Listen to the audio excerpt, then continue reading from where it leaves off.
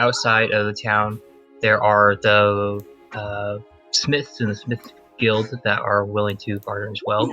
But most other people are pretty skeptical of outsiders. I don't know if we're supposed to... Are we rolling hit points together? Or separate, or how are we doing it? We rolled hit points at the end of the last session. We did? We did. Oh, I don't have... Yeah, because you rolled a 1. Oh, right. I was like, then Sean, I don't have a 1. Yes, yeah, you and do, then actually. Sean rolled an 8, and then Lane rolled a 1, and then Thomas rolled a 1. Such a loser. I love how excited you got about a 4 that you don't get to keep. Maxed up. It's great. All right, but yeah, Oaksley is definitely willing to barter with you guys.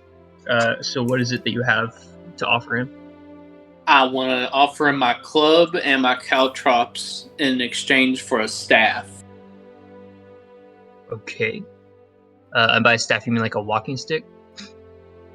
Well, as far as weapons are concerned, I can either have a dagger or a staff. They're my only 2 weapon choices.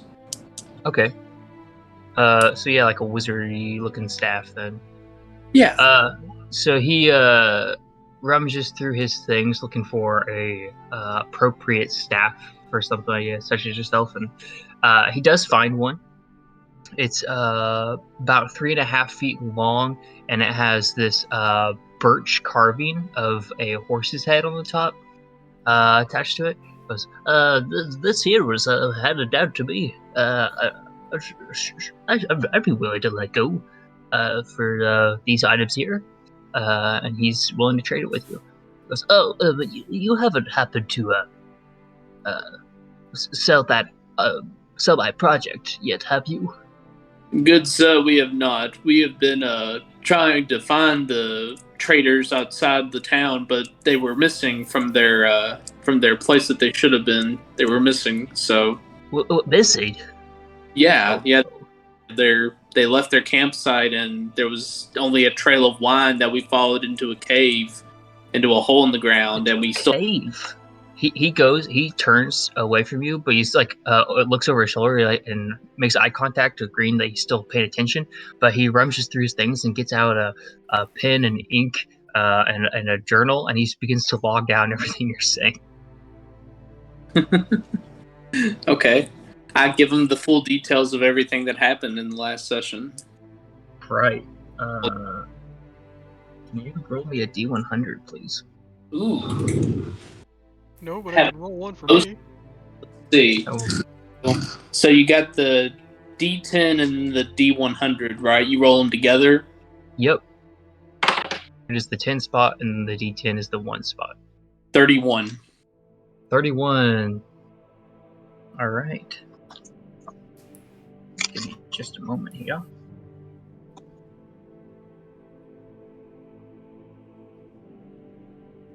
Flip through my pages and I found something out for myself.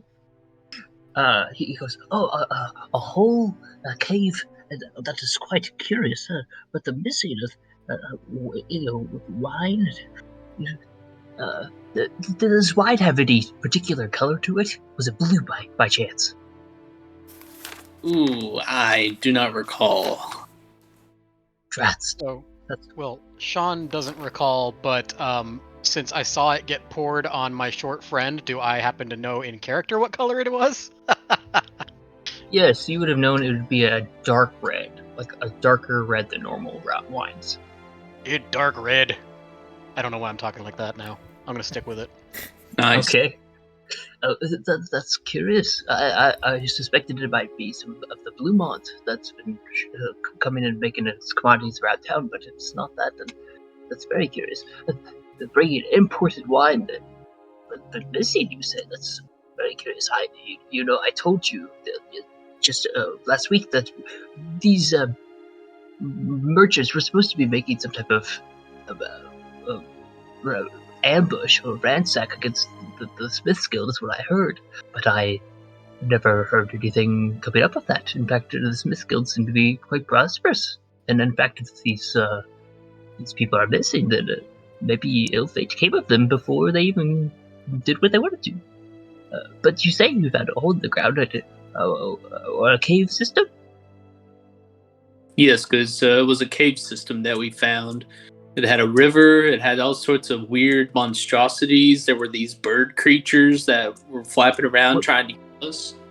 Bird creatures? You saw creatures here on the creatures here on the island? Yes, we did. There haven't been creatures here for years. How large were the creatures? Oh, they were about 3 or 4 foot high, scraggly. 4 feet. Those are the largest birds I've ever heard of. Some emu? You ate them? No, look tasty. Oh. Okay. I'll make a note of that. I'll let sure that the hunters should know about this. Well, I don't know if they should be hunted exactly. See, they were people. They weren't... people? Well, it's some edible folk then.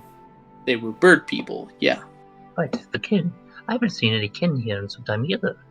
The last kin through here were some lizard folk. They... a few years back, but I haven't seen them in some time. But bird people. Bird people. Curious. But the cave system was the grotto near the shoreline. Is that what you mean to be talking about?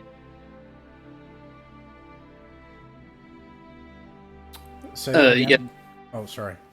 No, go ahead. What'd you say? He asked if it was the grotto near the shoreline.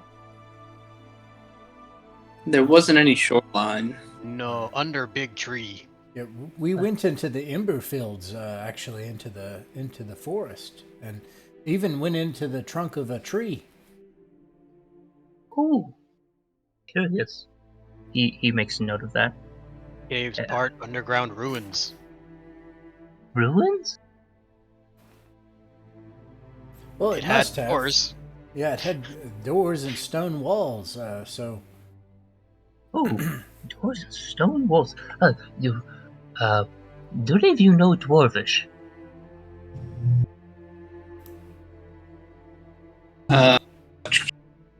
Languages? No, I do not. I do not speak Dwarvish. Me no dorkish. He then utters a Dwarvish verse under his breath, and he says, "I wonder if this has something to do with the old tales. There's a legend, a rumor rather, that Abok, the Dwarvish god of stone, built an incredible labyrinth for himself. A labyrinth to prove that he was a great architect. He got lost in his own contraption. They say that he's stuck below. No, I don't really know much about the Dwarvish history, but they say he's still down there. And the city of gold is down there as well." Gold? Not just gold. City of gold. Oh, did any of us have that, some of that liquid left? I thought we preserved some of it, the stuff that put, Ross into shock. Yeah, we had a flask and we got the fart milk. Got 2 flasks of fart milk. I forget. Smell this! I forget the short guy's name. Yeah, that's right. I just snap my fingers at Ross's character because I can't remember his name, and I'm just like, fart milk, fart milk. I don't remember my name. It's okay. Your name is Hob. Hob Sminder Jim. Oh, it's right there on the fucking screen. Now I feel bad. I don't remember your name either, so. Great. You show him the fart milk? Yeah, look, but don't smell this. It'll knock you out. Well, he looks at it and examines it, and I'm gonna actually do an intelligence check for him, see if he knows what this is. He goes, "Oh, this looks very curious. I imagine this is some type of cheese, some delicacy in some cultures. I'd offer you three gold pieces for this." Wait, so he does know what it is? He thinks he knows what it is. This is Okay. cheese. Oh yes, a fine delicacy cheese. Did he take a good sniff of this stuff? No, he's not opened it. Hob told him not to, so he hasn't. You want to check mine? He wants to look at it. You want him to smell it? Or you want him to look at it? Open the bottle and see what happens. Just Okay. You open the bottle. You notice first it's like there's carbonation that comes out and it kind of fizzles and sizzles. But the odor is not nearly as pungent. It has a chemical smell to it, almost like a chlorine. He's going to go ahead and see if he can tell what it is, and this time he'll have an advantage because of the being able to actually smell it. He goes, "Oh dear, where did you find this?" Under that tree, right? Under the tree. This is dragon's milk. I would not be walking around with dragon's milk, at least not out in the open, especially if the Iron Smiles see you. Quite illegal. The who? The Iron Smiles. He then goes to describe Iron Smiles to you.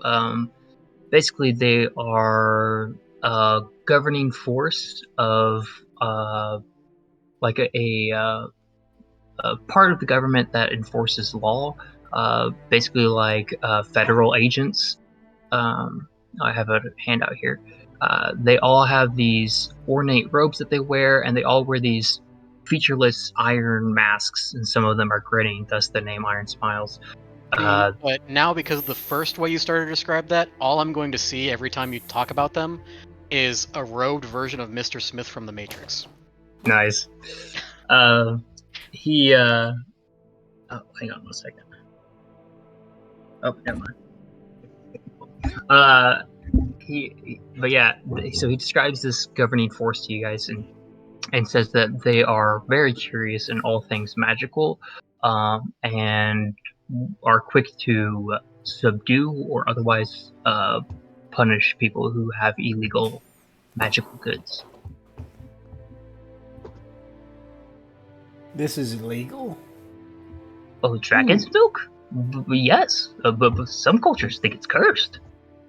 Oh, that's definitely not what I've got here. Then, okay. But you said you would pay gold pieces for it. I thought it was cheese. I'm sure his is. His is cheese. This is dragon's milk. He's got cheese. He should pay, yeah. Go ahead and give me a deception check. Let's see. That's a what? Let's see. Charisma. Ooh, that's gonna be. I think that's bad. That's real bad. Yeah. I've got a -3 and I rolled a 4, so that was a 1. I'll be right back. I'm sorry, I have to. Okay, you're good. I'll wait. I'll be right back. Oh man, that's great. Can I sell a torch and my caltrops and get a club and some rations? What do you have to offer? My caltrops and 1 torch. Yes, he will gladly trade you. You wanted rations and what else?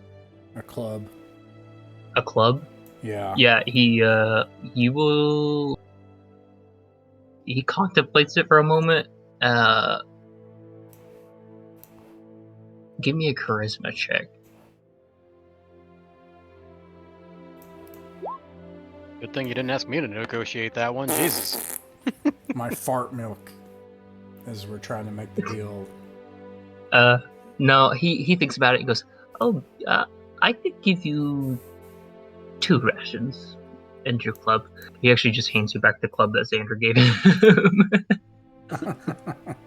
Oh man. Hand me down. But yeah, you can keep your torch. But he'll trade you the caltrops for the other, and he just hands you back the club. All right. Hey, so the stat I have, that's 1 to attack since my strength is +1. Yeah. And what is the attack modifier? Is it 1d4? The damage, yeah, it'd be 1d4. 1d4. Okay, thank you. Yeah, Crawl, he definitely does not believe you. In fact, In fact, you actually think there's like this moment of disgust across his face. He goes, I'm sorry, I cannot buy any illicit goods, as tempting as that is. Oh, it's tariff on cheese or something. I get it. Fine. Yes, lactose intolerance. Mm. But this is very curious. I think it's quite a shame that these merchants have gone missing. If you don't mind, then I'd take my project back then, assuming that you all don't have 20 pieces that I'm asking for. I believe we do not have 20 pieces, good sir. Here is your artifact. He takes it, he jiggles it a little bit, and sees it is intact and puts it away. Is there anything else I could do for you folks? Well, we're definitely not going back in that hole, and wouldn't recommend it to anyone. Right? Yes. Of course not. That would be very dangerous. Guys, we're going back to get some gold, right? I'm very hungry. I slept in the street for a week. Yes, we're going back for sure. Yeah. Okay. I'm really hungry. I thought about eating the milk, to be honest. The next I thought time it you might do be that, I'm cheese, gonna but- leave your body where it falls. I'm glad to have good friends. All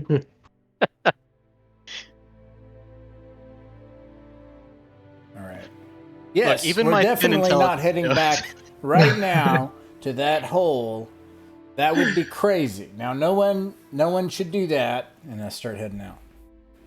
All right. I like to imagine that as he says, "We're not crazy." There's an evil cackle in the distance because everyone knows we are crazy. That's There's probably probably. the evil cackle that you hear because you're crazy. Great. You guys step outside. It is now the 15th of Horde's Meat. It is very chilly and windy today. There's a little bit of how do I say this? There's a little bit of pep in people's steps as they're marching across town, as people are actually thriving with the way that the recent prices of grain have gone up, and all of the grain has been stored away from the winter. And there is the time of a celebration, a feast week coming up next week, and people are starting to set up decorations, banners and flags and things. So a lot of the people in town seem to be doing that. Although you do notice the one scene in town is there's a couple people gathered around the statue, and they're all wearing dark clothing as if to mourn something. But other than that, there's not much going on in town.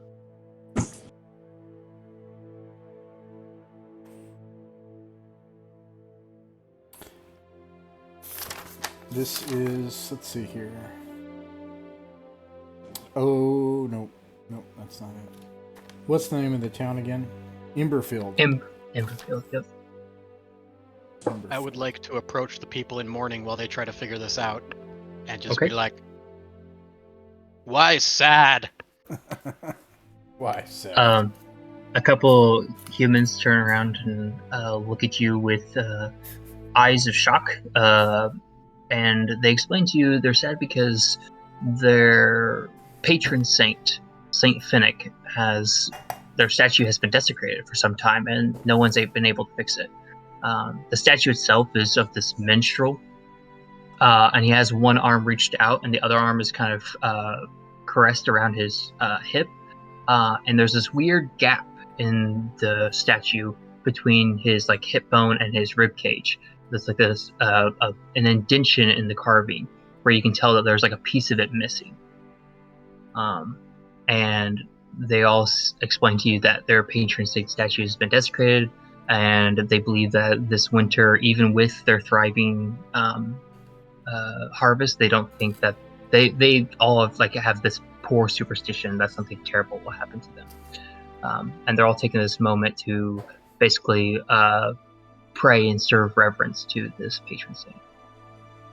Can I tell based on the indent what if it was a musical instrument? Like if it was a musical instrument, and if it was, what kind of instrument? because you are a minstrel, you can actually tell. Yes, this is indeed an instrument intention. You can tell the slight curvature on the bottom and the placing of where it would rest on his elbow. That this would have been a harp, a 4-stringed harp. Okay, so I'm gonna go back. I'm gonna like just nod and hug whichever one told me that, and then I'm gonna go back to the party and be like, "Hey, me need Okay. rope." Before you leave, they hand you a cut rose in your hand I and wish have you a to merry take it. roasting on your way out. I thank them, of course. But yeah, I'm just gonna go up to the party and be like, "Me need rope." Are you going to give it back? Probably not.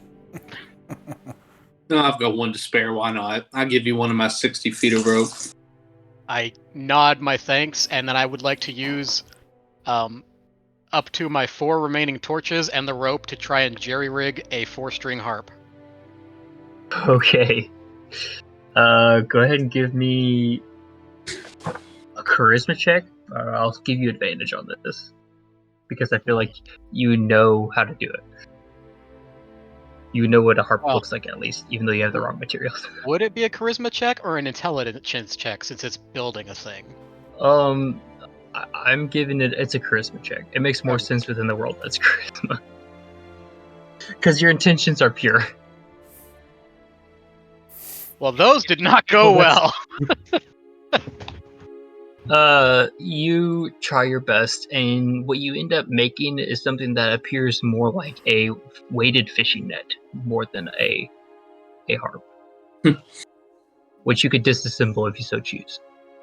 I try to make it better. I stand there with my hands on my hips with all the people there, and I'm like, he's a fisherman now.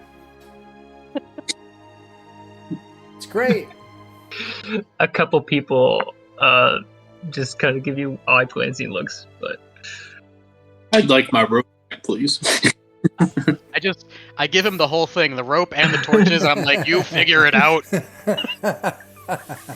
Prop comedy now? Is I'm gonna go. I don't get it. I guess I should change my name to Carrot Top. Work on the act, yeah. So I get my rope and torches, huh? Yeah, and then I'm gonna go back to the sad people and apologize. they basically just pat you on the shoulder and tell you everything will be all right, and then they hand you this little parchment pamphlet that has like the stamp of the city on the front, and then on the inside it has like an invitation to a gathering in the rose gardens. I will offer them a song as thanks, and I'm so sorry for all of you because this is gonna suck. Alright.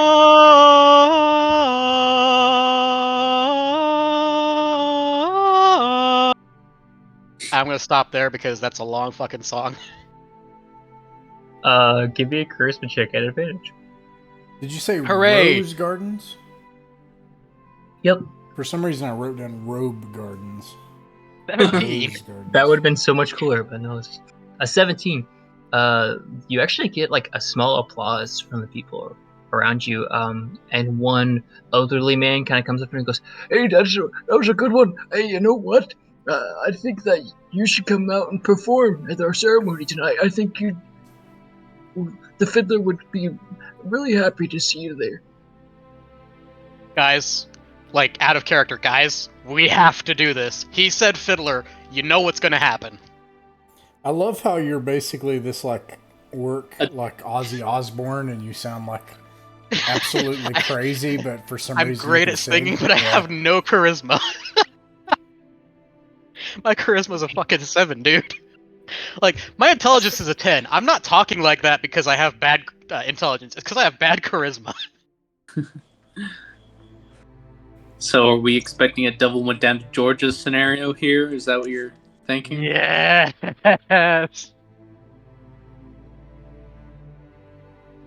When is the rope? It's pretty high, but The ceremony's tonight at midnight. Is this And what now? It's like 9 a.m. Okay, cool. all right? Let's go get some gold so we can buy food. I'm so hungry. We can party like it's 9. Yeah. I don't know if I mentioned I'm hungry. That was very pretty, Snaggletooth. So where are we going? To the cave. Get some money for the party. Okay, so you guys gonna backtrack back to the tree? Yes, sir. Okay. You guys arrive at the tree, having followed the trail that the merchants have left.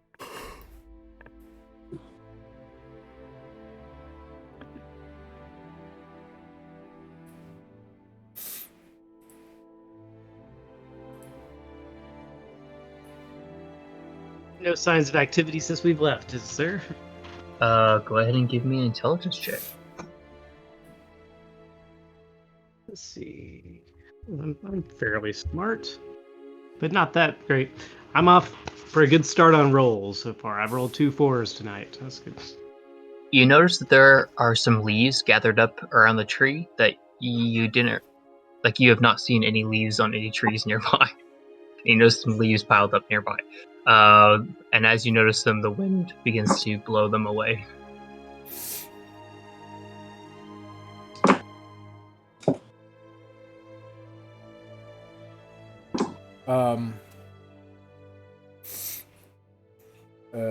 Can I,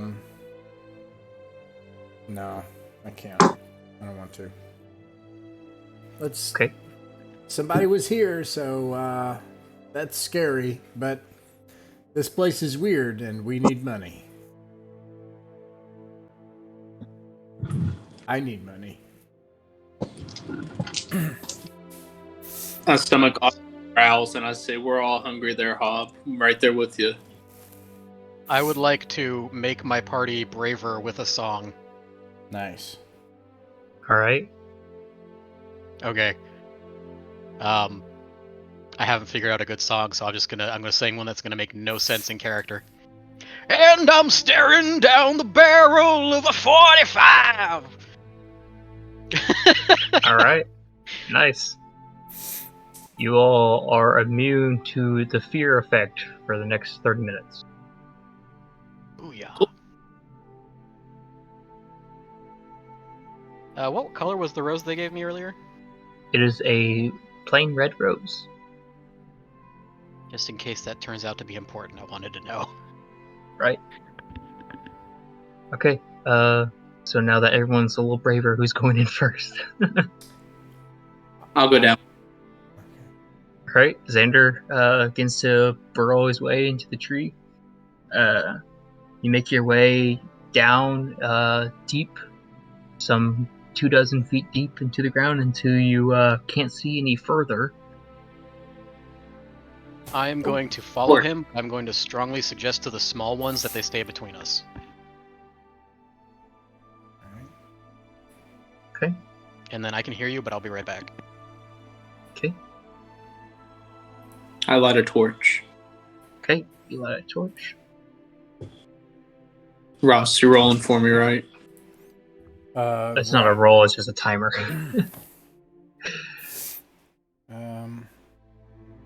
1 hour. Nope. Just let me know if anything happens and you need me to move the timer down. Alright, so now as you can see, there is a small hole where you guys have entered the first time. Then a couple feet in front of that, there is this web of tree roots that kind of make up a solid portion of ground, and then just beyond the tree roots, there is a slightly larger hole.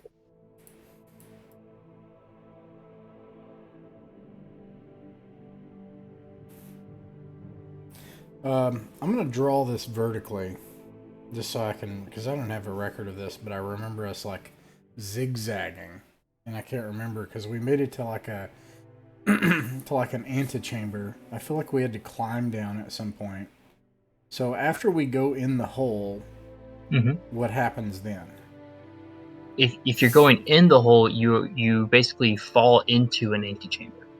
Oh. And there's no ceiling. The ceiling itself has collapsed and there's Yeah. like tree roots and stuff that make up like the natural surface of the ground above it. Yeah, there was like a little cave under the tree, and then we fell into the actual ruins. Or well, last time we used a rope, but it's only like 10 feet deep. Right. So if we go past the hole that we basically fall down, there was another that might this was like a pit, and then there's another little. Do we ever examine? You did not. We did not examine it. We kind of just decided to go in the first hole. Okay. So I'll try Would it to be draw it real fast.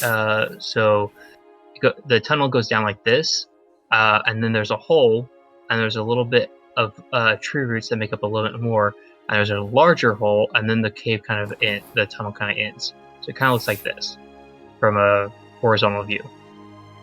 So you guys fell down the first hole the first time. so? Okay. Would it be possible to kind of hop over that hole and get a look in the other one, or how far is gap is there? It's like about a 6-foot diameter hole, so it's a pretty Okay, large that's pretty good hole. jump. It would be really difficult, but if you were able to kind of put your weight on like the edges, you might be able to shimmy across to get to the point where you could see down. Does that make Small sense? goblin who's good at climbing as a thief. Would I be able to kind of crawl around the side there? It would be a check, but yeah, you could try it. Okay. Worst case scenario, you fall in the first hole. Here, do we have a rope tied around me, and I'll do this real quick. Sir, you're And as a thief, I'm trained in those skills, so that do I roll with advantage on that? Yes. Okay. Be a dexterity check. Advantage. Yeah, so dexterity is +2, so that's a 15. I guess let's see. An 18. Nice. So you begin to crawl across, and at certain points you feel like you're about to slip, but you're able to find purchase in some extra tree roots along the edges of this tunnel. Eventually you make it to the small portion where the tree roots kind of come down and support the ground beneath you, and you are able to see into another one. If someone would pass you the torchlight up ahead, then you would be able to, I could describe what you see below you. I pass off my torch. All right. What you see below is a larger antechamber than the one you saw before, roughly 30 feet in either direction. The stone paved floor makes up this mosaic. On the would be the northwest corner of the room, you can see there's a bunch of ivy growing. This thick, luscious green ivy growing in the corner of the room. There is a door in the center of the eastern wall, and there's a door in the southwestern corner of the room. And you can also see in the center of the room is a large statue, roughly the same size of the patron saint statue in the center of town. The statue depicts a matronly woman. Both her hands cupped, and she has this like an actual fine satin cloth that's wrapped around her head as a band, like a blindfold. And other than that, there's nothing in this room. We got a blindfolded statue of a lady over here. Wouldn't be anything I'd recognize. No sort of, obvious religious figures or anything like that, is it? Give me a wisdom check. Okay. Let's see. So +1. So 11. No, you don't recognize them. You think that it probably is some goddess, but you don't know which one it would be. Some human stuff. It's no goblin junk. I don't know what it is. All right.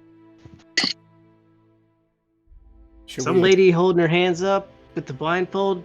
I don't know. Should we anchor Yeah, the I'll make rope it- off and make our way across and head down? Follow crawl.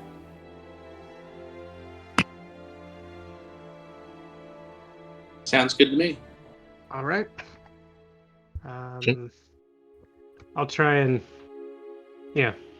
I guess if we can tie it off and kind of make a little rope, almost a guide rope to help people crawl across or something, maybe. Okay. Yeah, I say with Xander's expertise of knot work, you guys can definitely do that. And you guys jump down to this hole. Where are the doors? In the center of. Oh, sorry, I gotta pull my map again. Flip pages real fast. The center of their eastern wall, and the southwest corner of the room. Okay. Along the southern wall. All right. Cool. And then in the center of the room, there's a statue with a blindfolded woman. Yep. And then in the northwest corner, there's a bunch of ivy. Do I recognize the statue as a deity? You can give me a wisdom check. We can just have all of you do the wisdom checks real fast. If any of you, rest of you want to try to identify this person. Well, I didn't get it. That's 2. I will try, in case she's musically inclined. A 10. I got 12 in case it's associated with any noble house. Then So none of you recognize it particularly. However, Hob, you have a hunch that it's probably related to the town in some way. As House Hykides is known for their mine work and all the mines that they own, Hykides has some statues around to the god of Amok, because Amok is tied to architecture and mines and things of that nature. So the city has a connection to that, and Hykides kind of has a connection to that. So this city has a strong connection to harvest and nature, and you have an inclination that it has something to do with the nature god. You have no idea which one. All right. I say let's go check a door. Let's keep exploring. I throw a piece of stone at the ivy just to make sure it's not going to move. You throw a stone at the ivy, and in fact it does move. And you watch as the ivy curls back, almost like a spider who gets scared, curls up on itself. Oh no. I would like to try and befriend the ivy. Yeah, what does that look like? I am going to approach it like it's a skittish stray cat, and just be like, "Shh, it's okay. He didn't know. He didn't know." Meanwhile, if I still have the torch, I'm holding it in front of me, like, don't come near me. Here, let me get my camera on. I just want to like gently stroke it, like it's okay. He didn't know. As you do so, it does begin to ease back, and in fact, you notice how it kind of curls up along your ankles like a cat would nuzzle against your legs. Yay! I made a new friend.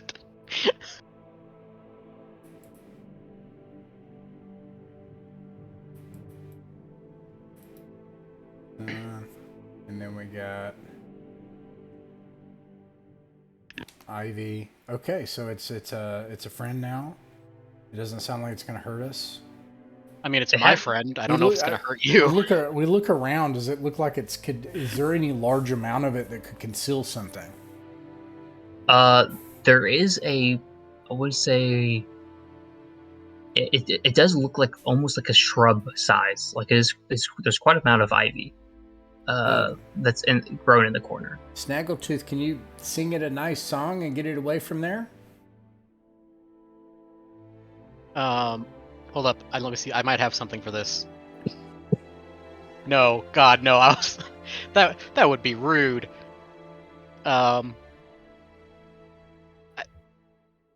I just.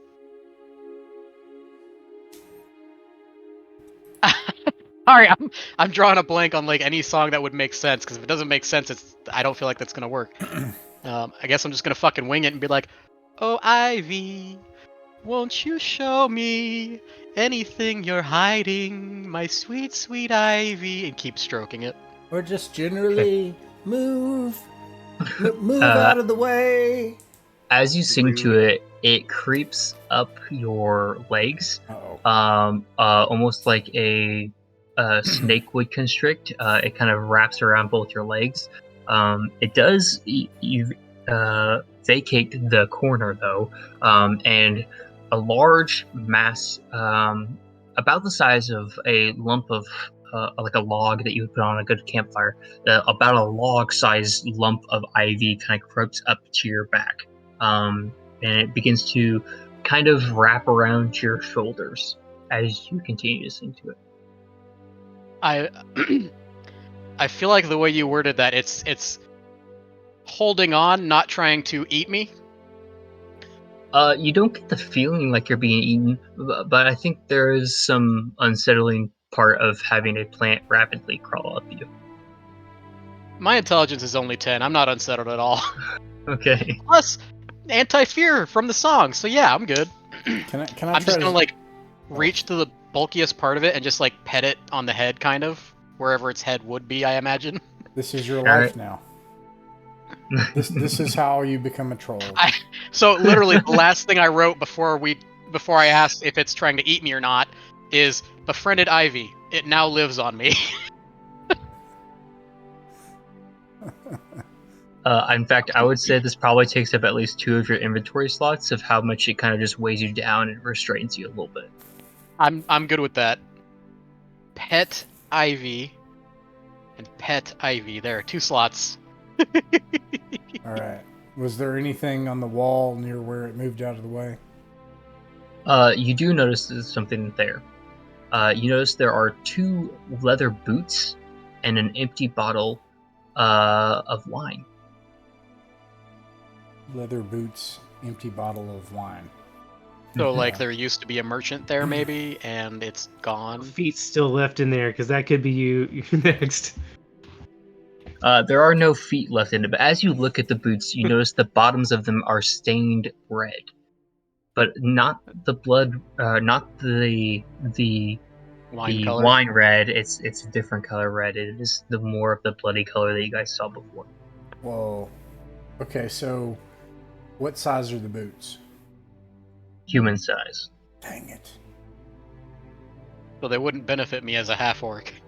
I look like a toddler walking around on this thing. As you look at your comparable foot sizes, the only foot that would be comparable would be Xander's foot. Xander, need new footwear. I look down at. Do I need footwear? Give me a D6. We'll see if you need footwear. That's a 1. Yeah, you're wearing sandals and they're falling apart. Yeah, I could use some sand. I could use some shoes, sure. So I slip on a pair of shoes.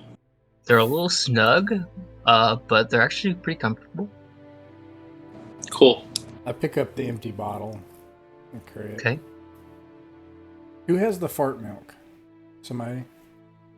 I thought you still had it. That's why I just want to make sure. So you, Crawl has the fart milk. I have 1 bottle. No, I have maybe 2 bottles. I have a bottle of fart milk on my inventory that I remember. So. All right. And then we had. Yeah, 2 I believe bottles. I believe you had 2 bottles. Hob had 1 and Crawl had 1. Yeah. That Fart sounds milk right. Bottle. Yeah. Okay. Well, we now know it's dragon milk though, so are we still gonna call it fart milk? Probably. Absolutely. Yeah. Okay, because I'm down with either, but I figured I'd ask. Random note, I found a picture, so this is Snaggletooth now. I'm adorable and I talk like I'm dumb. Cute.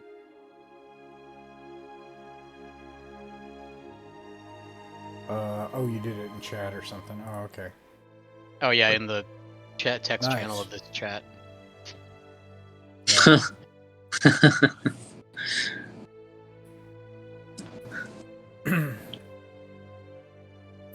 All right.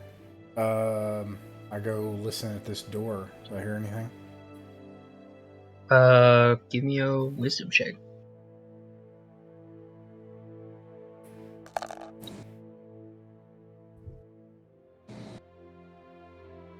Uh-oh. Uh-oh. We lost God! Find your no. faith! That roll didn't happen then. It can't happen when... Is there? Yeah, we're here. Okay. I don't know what happened there. My Discord crashed on me. So with a 5, you don't hear anything at the door. All right. I slowly open the door. What does the door look like it's made of, actually? It's made of heavy iron or heavy oaken boards and iron bandings. Okay, I open the door. As you try to open it, it's actually locked. Hey, this is locked.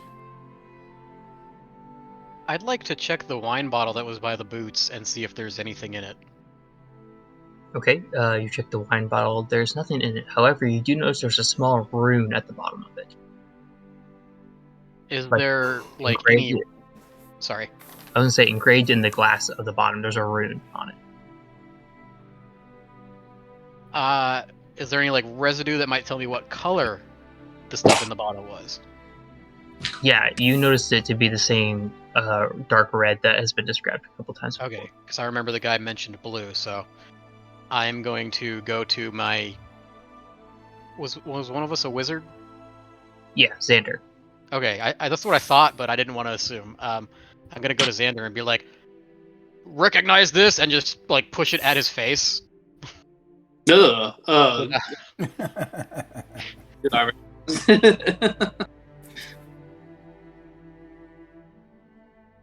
All right, Xander, go ahead and give me an intelligence check. 19. Oh, 19. First good roll of the You- game. You definitely know this. This is Wellenrunian wine. Wellenrunian wine is like coveted as the most high quality, delicate wine money can buy. Incredibly rare. Comes from a desert isle that is months' journey away. And you've never actually tasted it before. And in fact, you're quite sad as you see the empty bottle in front of you. Well, I'll say, so that is some good wine, and it's a good year, too. It's a shame that there's not any left in the bottle. I nod like I have any idea what the fuck he's talking about, and then I want to keep the bottle. Okay. I feel like it might be useful. On that later. Oh, so like, does the rune at the bottom mean anything though, or? You got a 19, right? Yeah. 19, you would also know that's a gilly bottle symbol. As gilly bottles are made, each bottle in the set is enchanted, and any note that you stick in the gilly bottle will be sent magically to all the other gilly bottles in the set. You don't recognize what set this would be, but you definitely recognize the simple enchantment marking. What's that symbol there, Xander? That is a rune, good sir, that if we put a note in the bottle, it will go to all associated bottles that were made along with this bottle. Wow, that's amazing. I know. So We'll I have pull a their note. bottle empty. Sorry, I have a note that I have a gilly bottle with a pirate contact. I assume it's a different rune, or I don't know if I even have that, or if I just know where to get Yeah, it. you pull out your gumroot bottle. Your gumroot bottle is a little bit stouter, a little bit wider at the neck, but the rune is similar. You would know that the rune is kind of the same spell, but yours is a different set of bottles. Similar but different. Different, yeah, base. We should Okay. test this out sometimes, Snaggletooth, and see if somebody responds. Yes. Yeah. We I'm. check if others in caves see if anyone live. Oh, good I got point. this bottle. I'm a goblin prince, and I need money to get back to my kingdom. And we'll put the blessings in that bottle and see if they give us money back. We need money, right? start a goblin prince scam in the gilly bottles. Yes, but do And then it just to make- keep doing it in more gilly bottles. Oh God, I love Well, I was gonna say, just to make it more realistic, we'll use the other gilly bottle to just be like, goblin milfs in your area want to meet you. it. We just created an entire spam empire in all the gilly bottles. Great. Well, I'm glad phantoms are also a thing. Suddenly the room gets very dark and cold. Mogus is pleased. Jake. I highly doubt it. Hey, Jake, can I learn this spell from the rune? It would take some gold. But yes, if you took the time and money to do it, you could. Cool. Okay. Good to know. So, have we checked the door? You said that there wasn't any noise from that door. There was no noise from the door, and it was locked. There's one other door in this room. Xander goes and puts his ear to that door. Okay. Give me a wisdom check. 11. An 11. You don't actually hear much of anything with it. I try to open the door. Okay. You open the door. You find a 20-foot by 20-foot chamber. There is a door directly across from you on the eastern wall. You notice in front of the door there's a bunch of stacked firewood. On the western wall, you notice there are two doors. One of them has a simple knocker on the door, and the other door has a drawing of snakes on it. And also, you happen to notice that the ceiling above you is missing, and there are tree roots which dangle from the ceiling. There's also a small 5-foot hole in the center of the ceiling. Here? You said that on what wall is the other? Are those two doors? On the southern wall. Okay, so and you said they have what on the two doors? One of them has a drawing of a snake on it, Okay. made out of chalk, or actually, you guys would know now, made out of this fart milk. And then adjacent to it is a nondescript door that has a simple iron knocker on it. Awesome. We just explored the western room where the bird guards went into. So, and that door was locked. So yeah, we filled that in. So that's great. Super cool. So we've already went in the southwest door, and the west door we need to check out. Crap. I should put this note on here. I would like to go up to the locked door, since I think that's the one we need to go through, if I'm understanding right. Like, we've already been through the other one, right?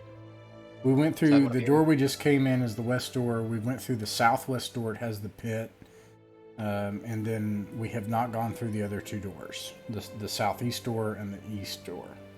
So the one we know for sure is locked, I would like to approach and, like, pull as hard as I can and see if there's room for the ivy to reach in and try to open it, maybe?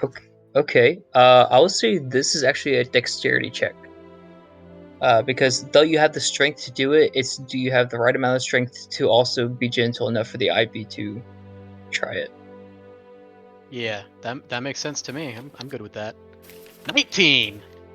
Okay.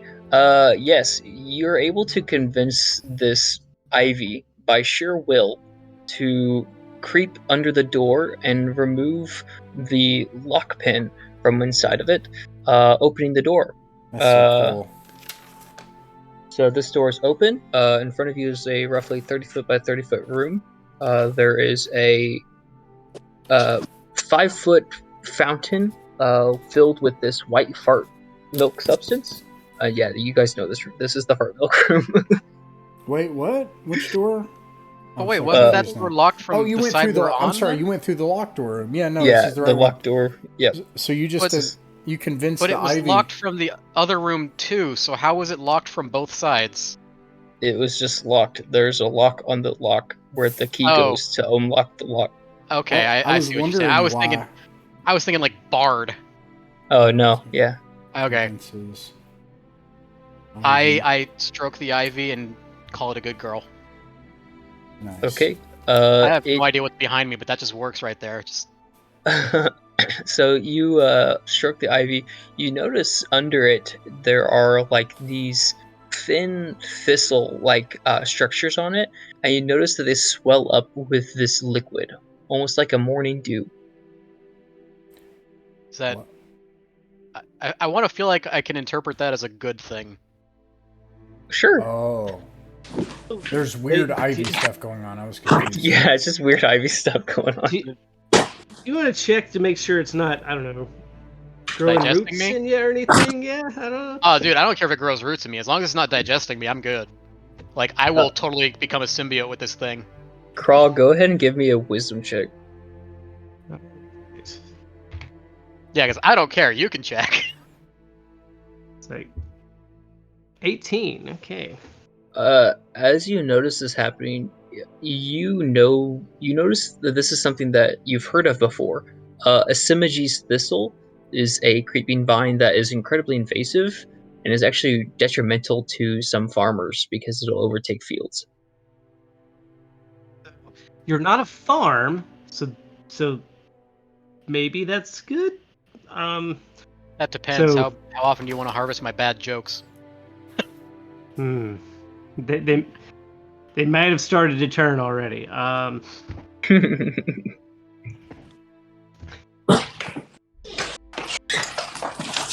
So I mean, as long as you're Are you cool. okay, I mean, Thomas?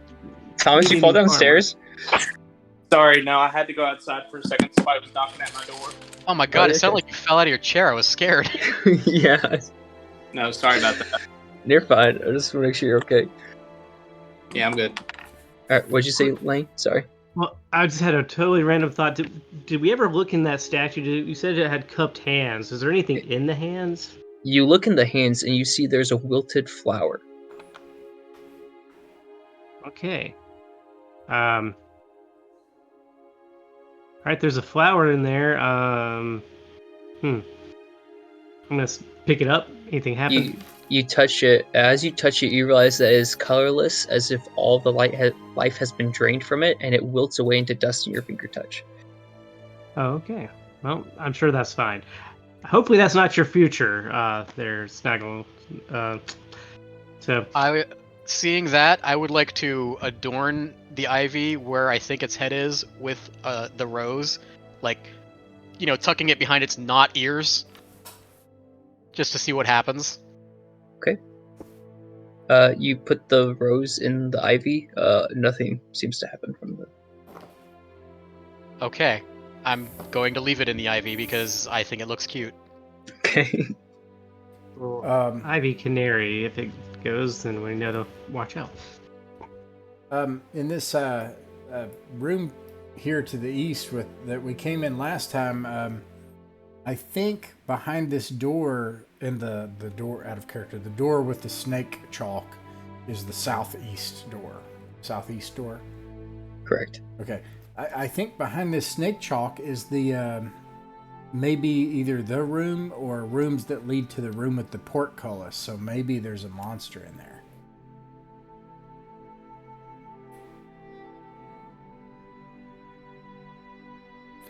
We could move this firewood.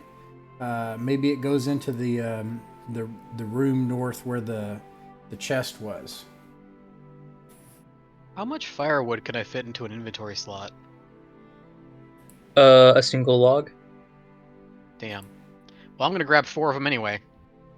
Okay. You grab 4 logs of firewood. There are only 2 logs remaining. I don't know what is it with me and the number 4 in this game. 4. 1. 2. 3. Oh, I don't know if you saw that, Ross. I went chomp. Nice. Mixing up my metaphors. So the snake door we have not been through and is the last door we have not been through in this room, correct? No, there's 2. There's the one with the firewood on it on the east wall, and then the snake room.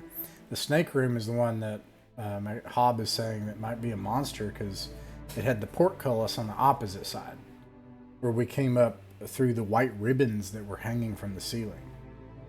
I would like to try and open the snake door. All right. Okay. I am emboldened by my ivy companion.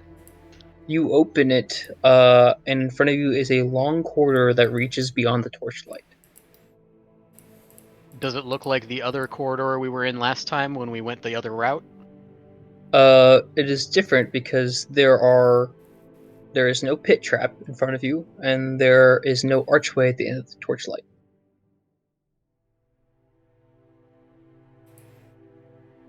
No monster. Long corridor up to the edge of our torchlight. Correct. All right. Well, I guess we might as well check it out. This sounds like a job for a real great goblin, like a real great goblin that would be just great at this, and we'd be. Before we sacrifice the goblin, can I take one of my pieces of firewood and like light it on like not an end, but on like one of the like sides horizontally, and just like football it down the hallway? What are you footballing? I'm sorry, you gonna throw a piece of firewood? I want to light a piece of firewood like on the top of it and football it down the hallway to see what I can light up. Okay, go ahead and give me a dexterity check. Dirty 20. Okay, yeah, you chuck it well beyond the torchlight. About 50 feet down the hallway, it clashes against a set of staircase, like a staircase that goes upwards. As the firewood clashes against the stairs, it echoes down the hall, and it splits off, sending embers and cinders everywhere. Roughly 5 feet before it does so, you notice that the eastern wall, looked really weird. It looked like weird mud, almost. Like jelly. I'm gonna turn and look Hob dead in the eye and be like, now we sacrifice goblin. Yeah, I mean, no. I mean, this. I just think this would be a great job for a goblin, very enterprising goblin, and a great business partner who I very much respect. Well, I'm terrified now because Jake just rolled a max D6. I think You that's a don't worry good about thing. We worry have about me. 26 minutes left on this torch. Not that that's a bad thing. So, I mean, I can always make more torches. Is anyone else going to grab the rest of the firewood? Because if not, there was only like 2 more pieces, so I'm going to grab them. Okay, you grab Yeah. the rest of the firewood. Can't hurt to have more firewood. Not if I can use it like that. So the wall is gelatinous, mud looking. It's moving. Is it still moving?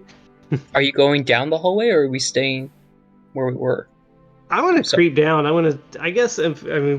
We set to explore this hallway. I'm up for it. I don't want to get too close. Okay. Until I get a better look at it, at least. So I'm You- kind of cautiously creeping, trying to get a better look from a distance at that wall that quivered or whatever. Okay, you take a couple dozen strides into the hallway. First thing you notice is actually the western wall is inscribed with markings. There are letters carved into it, either by like chisel or pick, less than an inch deep, but still vivid and visible. They don't make up any cohesive like text. It looks to be gibberish, which you'd find incredibly odd because someone took the time to carve in gibberish. However, to be orcish at all. no, it is no known language to any of you. You approach a little bit further, taking steps closer. About this point, your torchlight can see the edge of steps, and you can see from here the wall seems to be like these bricks that make up the wall seem to be the seams seem to be filled in by this thicker clay. It looks to be like some type of clay, and it protrudes out from the wall. As you get a little bit closer, you notice that the wall itself has these lumps of this clay-like structure that kind of comes out, and you also happen to notice that there are small little holes and indentions in it. You can give me a wisdom check. See what's else. I've got I'm definitely not getting in front of them. I'm kind of tempted to poke. I do have my pole, my pokey pole for this sort of thing. But let me see. Wisdom first. Just him or all 3 of us? Whoever is going down the hallway can make a wisdom check. That's only a Well, 17. 14. Okay, Xander, you get this unsettling feeling as you look at this. You have heard of mudhoppers. There are these giant insects that eat corpses and digest them into wax, and they make these large nests. Basically, they are turkey-sized locusts, and you get this gut feeling like this is one of their nests as you look at it. Fellows, we should just keep moving. These are some mud hoppers. They're no joke. As I was slowly about to start poking them, I went, yeah, okay, never mind.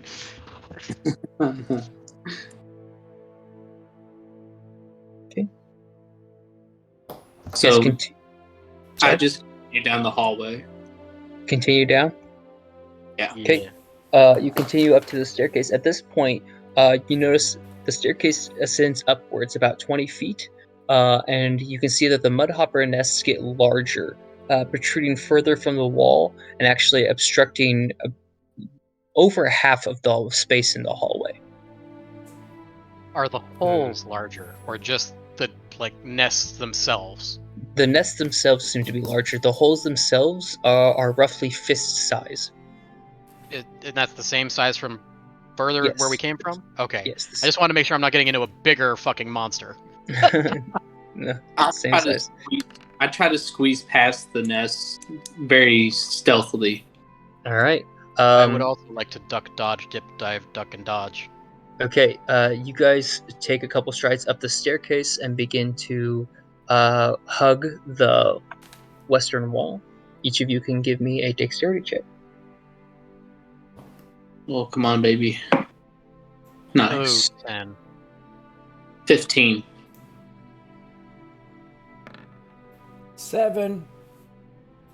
Although, what are we trying to do?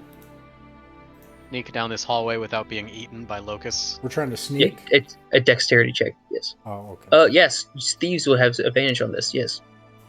So both crawl and... That did not help. Wow! Yeah, squarely there, so. Fantastic. What was your end result, Hob? 7. Okay. And remind me again, what's the marching order here?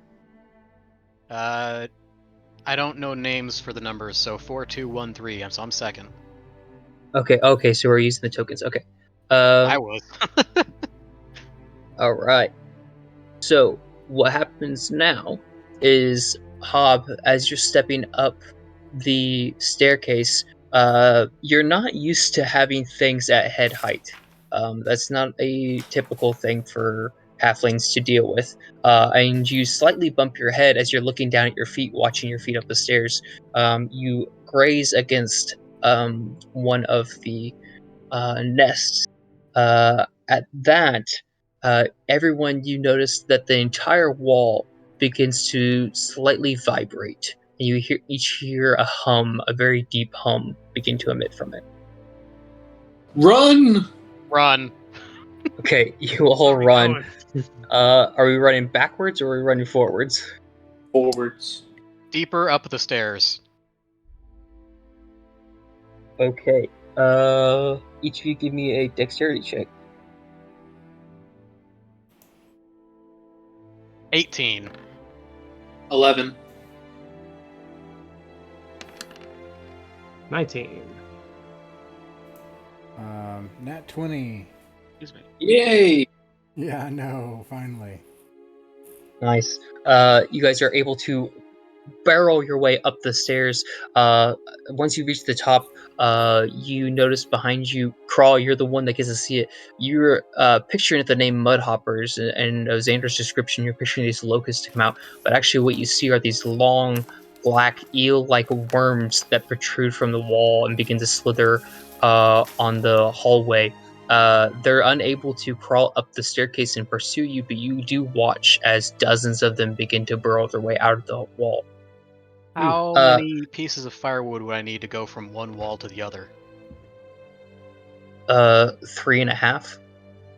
I'm gonna set up 3 pieces of firewood, one touching each wall on like the step below the top step, and then one right in the middle. And I want to like borrow the torch, whoever's got the torch, to light the firewood.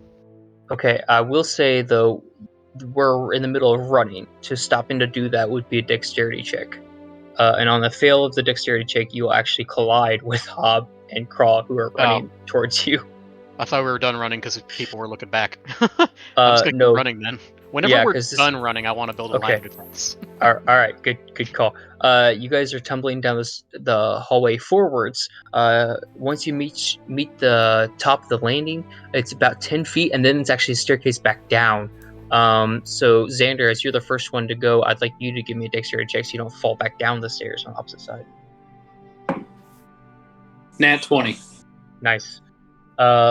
So your old characters might have a bad case with stairs, but at least Xander knows his way around staircases. You're able to clear the way down, warn the others of the immediate descent, and you guys are able to clear that. Another 30 feet, you reach. This staircase goes down 30 feet, and then extends to the edge of your torchlight as the corridor continues. At that point, Snaggletooth, you can set up your plan. That is what I do. Just so that if the worms do come, they suffer for it. Okay. Now the corridor in front of you continues to the edge of your torchlight. You also notice that the scribbles on the western wall are all upside down now. So we went downward. You went upward and then downward. Okay. But how did we? About the same amount? You take time to think about it, and you can give me an intelligence check. Oh. You were hurried. That's the only reason I'm calling for a check here, is because you were pretty hurried. I don't know how much Hob was. How far did we run for? Like, did it feel like we were running for a long time? It did feel. I mean, sure. Okay. You want to know distance-wise from the original egress point, like how long of a corridor, or I don't know what you're trying to. What information? I'm just gaining a sense of where we're at. So it sounds like we're in a different area now. You went up for 2 flights, and then you about 10 feet, and then down 2 flights. Okay. Are there any songs I would know as a minstrel that talk about mirror realms where you go upstairs and then downstairs into an upside down world? Give me a check at advantage. Charisma check at advantage.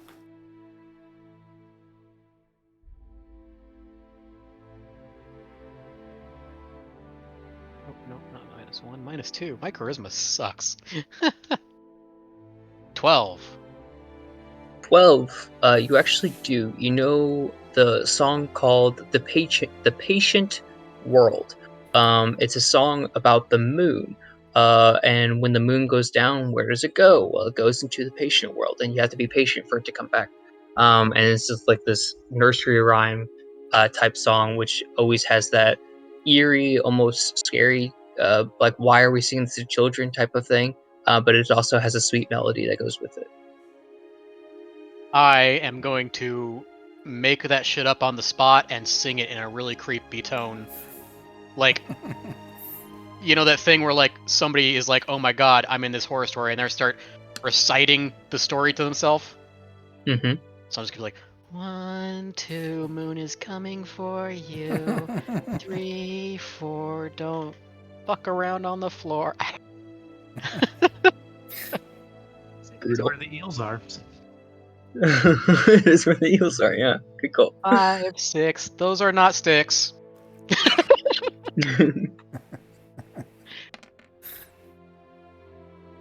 The writing on the wall, it's like the script and everything is. I mean, you said it was gibberish, but is it like even though the script not something I would be used to, or is it like letters that I write that I would recognize, just out of the wrong order or anything. Yeah, they're letters that you recognize, but jobbled up into inconceivable language. Now you notice on this side of the corridor that they're all upside down. Like each of the characters are upside down. I swear heartily in Orcish. Okay. Boonga boonga! Xander continues down the hallway. Okay. You continue some 40 or so feet until you are met with a door. I follow behind him. I put my ear to the door. I'm gonna. You hear what sounds like a rushing water. Oh. Well, I think I know where we're at now. Yeah, we should be a portcullis down here. If we keep going. If we keep going, is there a portcullis? It's just a door. It's a wooden door. Oh. I open. Yeah. You open the door. You find a very large chamber. There is a distant echoing sound of rushing water. But what is in front of you, so there's a wall just at the edge of your torchlight across from you. And if you look to your left or your right, the western wall is about 20 feet away, and you can see a wooden door in the middle of it. You cannot see an eastern wall in sight, as it is too far away. There's also 50 feet above you, you notice there are these large balconies that protrude from both the northern wall and the southern wall. In the chamber in front of you, there are 3 rows of 10 each, these stone angels, each of them with their hands folded in prayer. These stone angel statues, the 3 rows of 10 each, make it 30 angels. You also notice that each of these angel statues have their faces are like completely carved away, starting from like the eyes. Like some of them have their eyes scratched over, some of them have their eyes scratched out, and some of them have like their entire faces defaced. But that is the chamber in front of you. Well, those angels give me the creeps, boys and girls. There, I'm LARPing now. Nice. I remembered what was behind me. It was a fucking army jacket on a chair.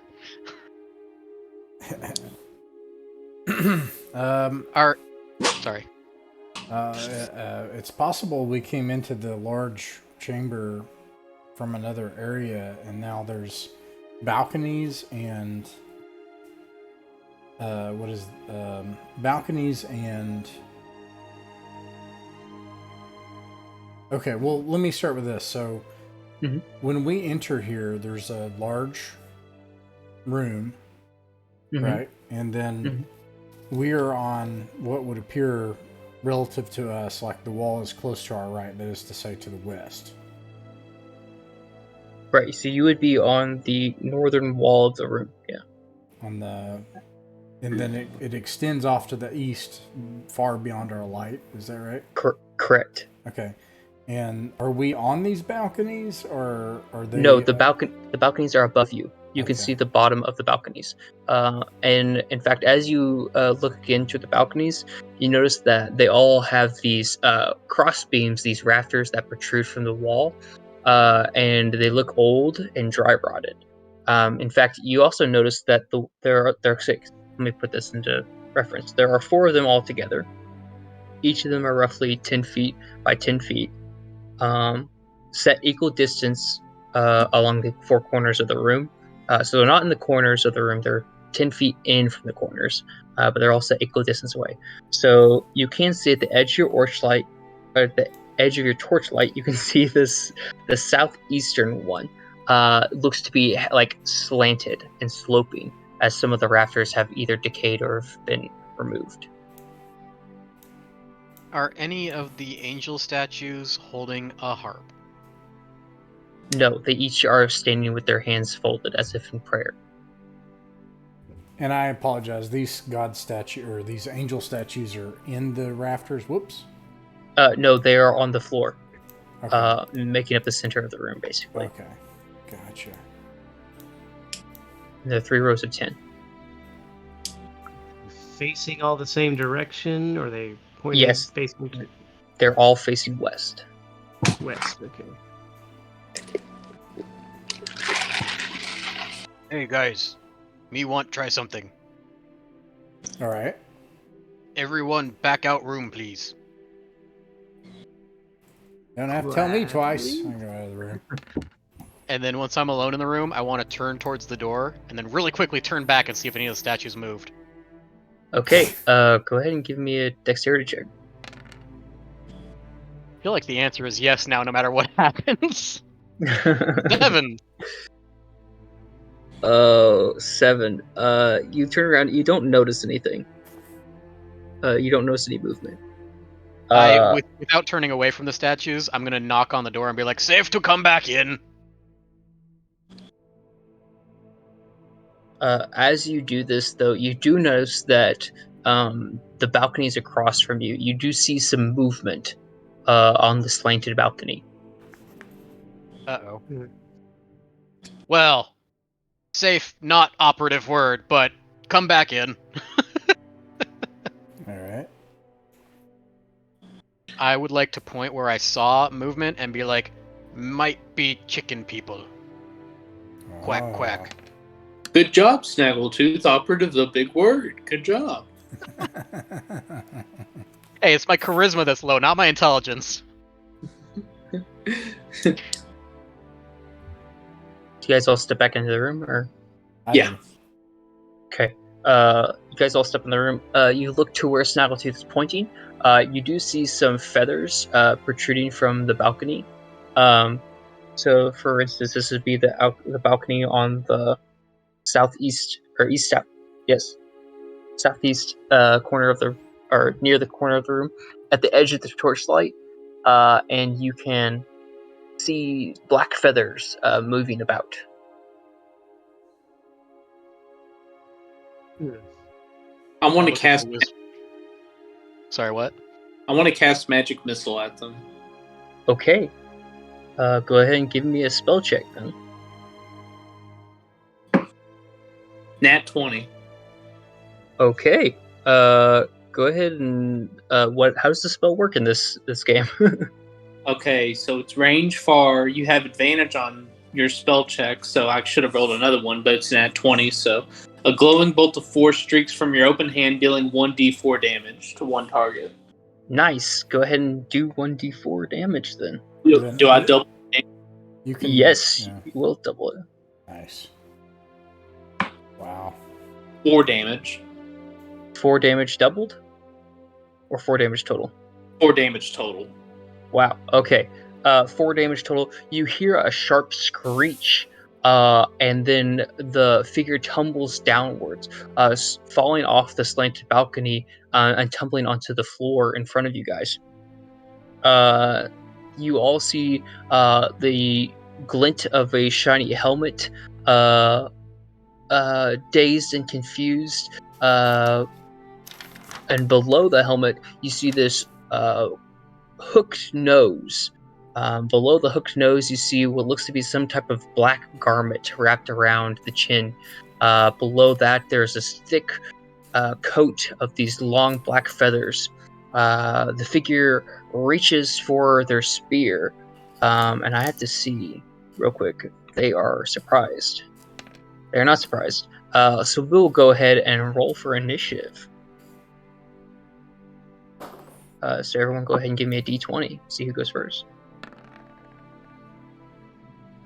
You add your dex power to that, don't you?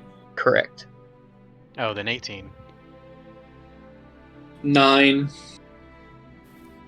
Okay.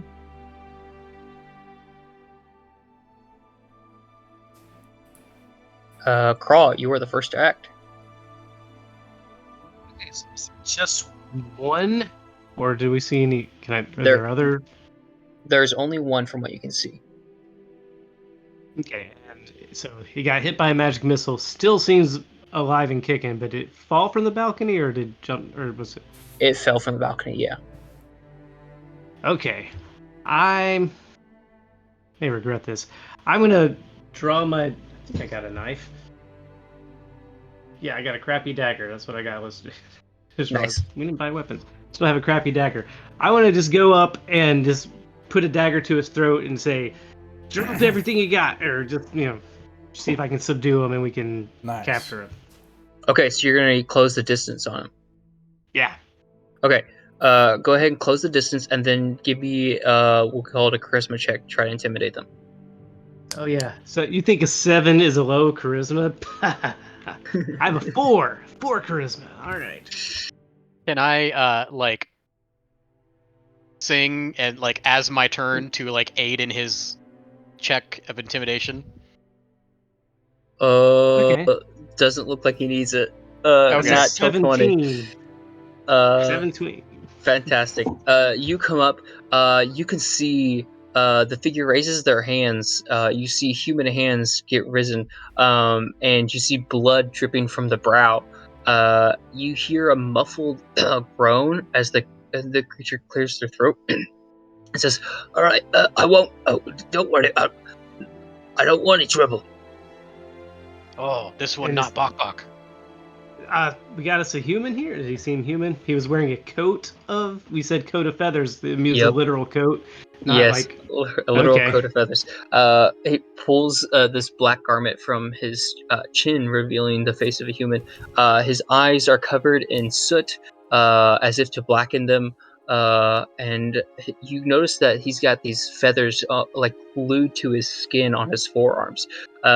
He raises his hands. I don't want any trouble. And he clears his throat again. You get this instance of talking for him is either difficult, or just incredibly hard for him to do. Because I just let me go and we could be both our separate ways here. Okay, this is probably a really little dumb sounding early question. for that. Sorry. Oh, sorry. I was gonna. It's a little early to let you go yet, but if you could just I'll just take all that. What have you got? Anything? Everybody else, come here. We're gonna have a talk before and we'll see about letting you go. Sorry, what were you gonna say? I am going to approach when Goblin Boy says that, Craw. But I am going to ask the dumbest question. I'd like to see, is there a coat of arms on his coat of feathers? Give me a wisdom check. Ooh, that's one I'm actually good at. Which means I'm going to roll like shit, but... 4! Oh, 5, because my 1 didn't take. What the hell? Still. That's alright. You don't notice any coat of arms, no. Been going native with these bird folk over here? I've made my way, yes. I just keep menacingly stroking my ivy. He just stands there with his hands up. What do you He's mean got by that, blood. making your way? What does that mean? I've survived down here for some time by pretending to be one of them. They haven't seemed to notice. Oh. Are you tasty? Well, he just gulps deeply. What's your name? Omar. Our torch goes out. Your torch goes out. He bolts. Is anyone going to try to stop him? I mean, yeah, I want to try and stop him. Okay. I light a torch. Oh, okay. In this instance, Snaggletooth, give me a dexterity check at disadvantage. And then we're going to have him do an opposed roll here. 9. Well, that's not great. Oh man, he's got an 8. So you are barely able. You lunge after him, grasping him by the ankle as he was darting towards the western wall here, where there's a door. Well, and since he's human, he's slightly smaller than me, so I'm just gonna lift him by that same ankle and walk back with him slowly, stroking my ivy. So as the new torch gets lit, and you have him by the ankle, he refuses to try to flee again. He he's just kind of he's holding by the ankle. He hangs upside down uncomfortably. At this point, revealed from his coat of feathers is a handbag that kind of drapes upside down. And his helmet falls off, revealing a bald head too. I take his helmet and I put it back, and I'm holding him from both ends, so I'm like holding it on his head and holding him by the ankle. And I'm resisting the very strong urge to play him like an accordion. But I don't say that because I don't want him to be scared. Oh, take it easy, Snack. Take it easy. I'm sure we can work this out. By giving him back his helmet and not stealing his very obvious bag of shit, I am trying to make clear that we are friendly, even if we're, holding him against his will. Hey, listen. I mean, that was very unneighborly of you to run off like that. Hold on, I'm going to take his bag away from him. Okay. Take his bag. Look, you don't need to run off like that. I don't think we don't mean to harm you or anything like that. What's your name? I already told you, my name's Omar. Omar. Well, my name is Hob. And, we're a little bit confused to have found ourselves in this place. What is this place? It has lots of names. All right, well, what are two of them? Hang on, I gotta flip to the page with what knowledge he knows. I'm just gonna lift him up to face level while he's thinking about this and be like, "You not try run again, right?" As you lift him to your arm face is separate from your shoulder is so creepy. As you lift him up, you notice that he is bleeding profusely from his forehead.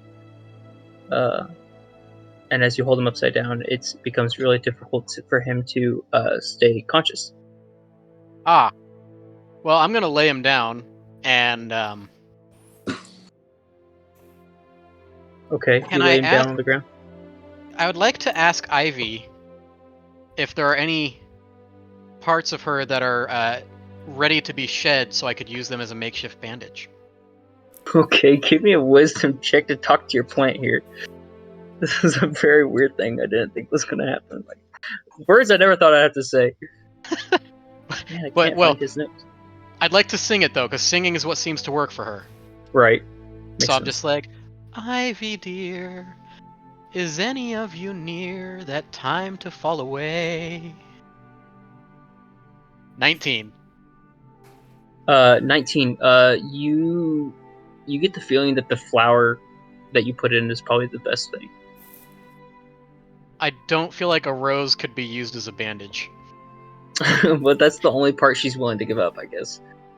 But Omar tells you, he says, well, I've heard it be called the Hall of Echoing Eyes, and I've heard it be called the Fiddler's Casket. Do you happen to know where there'd be any gold nearby? He does not answer that question. I rip off my own shirt from my back and bandage his head. You don't seem like you're doing too well. Is this place dangerous? Do you think we'll be okay? This is absolutely dangerous. Oh no. He holds his side. And he just kind of side eyes Xander. And he nods and thanks to you, Hob. But he doesn't answer your questions. Maybe we should try to get him closer to the entrance and try to hide him or something. Why? Bag that I took from him? Why Chicken Man no escape? That's a good question. So here, let me look at this.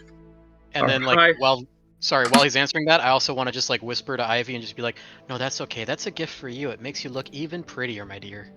And we also in 20 minutes we probably need to go to the midnight event. Midnight event. Yeah. So let me put this in perspective here. The party member with the highest charisma is Xander, who's also the guy who shot him. He he doesn't answer your questions when you ask him why he's down here or like why he's been dressed as a bird or like any of these other questions. He just he pleads the fifth for most of the rest of this interrogation. So Time to go to since he's- secondary evidence, dump the Well- bag open, and we can sift through that, figure some stuff out. Okay, so you're gonna Good look through idea, yeah. his belongings. I'm gonna All keep right. holding his ankle because I don't trust him not to try and get up and run again. Keep him. Okay. All right. You find a set of fine clothes. You find a little package about this size, made like of wax paper, and it's wrapped with a blue ribbon. You find an idol, a small wooden idol of a god. You find a small purse. Inside the purse is a herb. Actually, sorry, take that back. There's two small purses. Each of them have a separate herb in them. And then you find a jar filled with eyeballs. That's all this guy has on him. What kind of eyeballs? Which I feel like I should never have to ask. They look to be humanoid. Humanoid, but not human. Are you a doctor? Do you know what eyeballs? Well, I mean, They like, look- I feel like our big chicken people would still have chicken eyes, if that makes sense. yeah, they don't look like So- chicken person eyes. Okay. Okay, man. So you don't have to answer any of our other questions, but you do have to answer why you have a jar full of eyes. He just glares at you. I think he might not survive if we don't get him somewhere where. Do you need help? He gets close to you, Hob, and Well, he he can certainly whispers. try. Well, he's going to try to whisper to Hob. Ah. So let's go. I'm going to go ahead and see how well he does this, and how spy he is, or if he just has to say it where y'all can hear him. Yeah. So you all hear him say this, but he goes, "Do you know a way out, to Hob?" Well, yeah, we could leave. We know a way out. And he whispers again, "Will you show me the way out?" Yeah, we just look. We don't have any money even for food, to be honest, and we're going to try to look around for something that we could sell in town. As soon as we do that, we'll make our way out. You can go with us. When he says that part about look around for something to sell in town, I just like give the side eye to the guy I'm holding. Okay, hang on a second. I gotta see. Like not moving my head or anything, just like literally my eyes just like look at him out of the. Mm-hmm. So he looks at Snaggletooth. He looks back at the rest of you, and he says, "I don't really think there's anything worth taking here that they haven't already gotten. But It's a jar of human eyes. that there," and he points at the rose, in the ivy, and he says that there is a ticket to a chamber I've only seen open a few times. Well, why don't you kind of help us find some of these places, and then as soon as we do that, we'll show you the exit and we'll help you out. He extends a hand to Hob. I hold his hand and lift him up to his feet. He shakes your hand agreeably as you help him up. He I then will release him, but I want to make sure he stays in the middle of our group wherever we go. Okay. He then looks over his shoulder and points at the statues. He says, "Don't ever look them in the eyes, whatever you do." But you also notice that all the statues have their eyes gouged out anyway. He's then going to...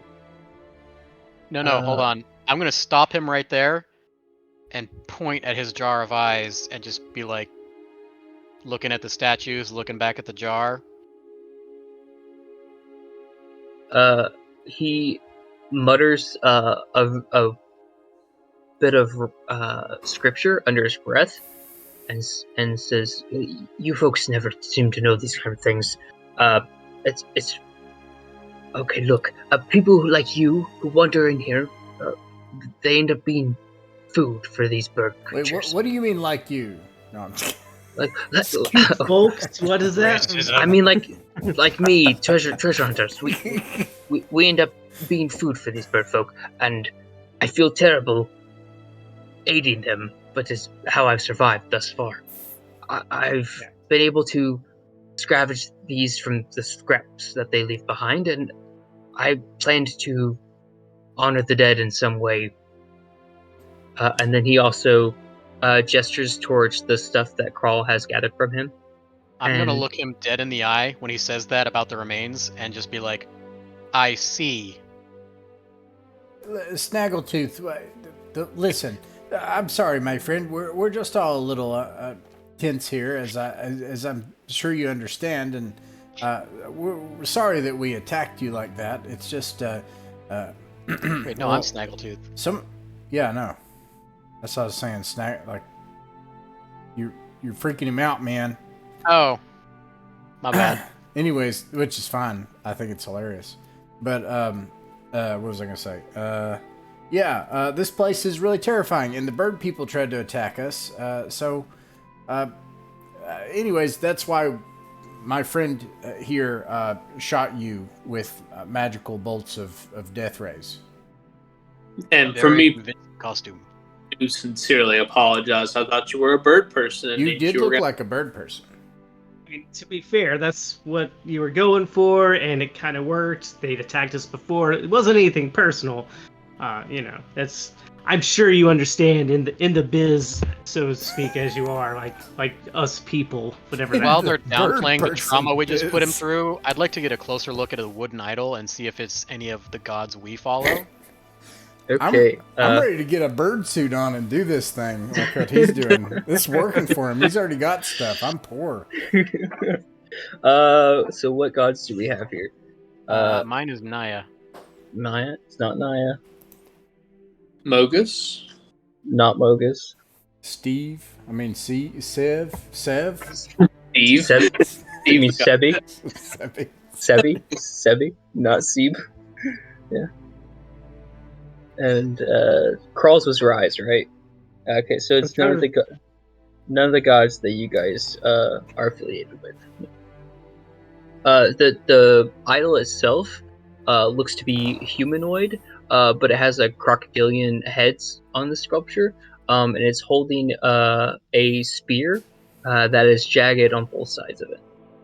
So I'm gonna scoop all his shit except for that back into his bag, and then just gingerly set that on top because I'm not a piece of shit, and then hand him back his bag. Okay.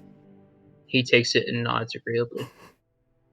Okay, so the bird people worship the boar spider crocodile, maybe. Or they did that to the boar. Oh gosh. Okay. God, that's making me hungry. It does me too. All So right. the eyeballs are not trail rations or anything, are they?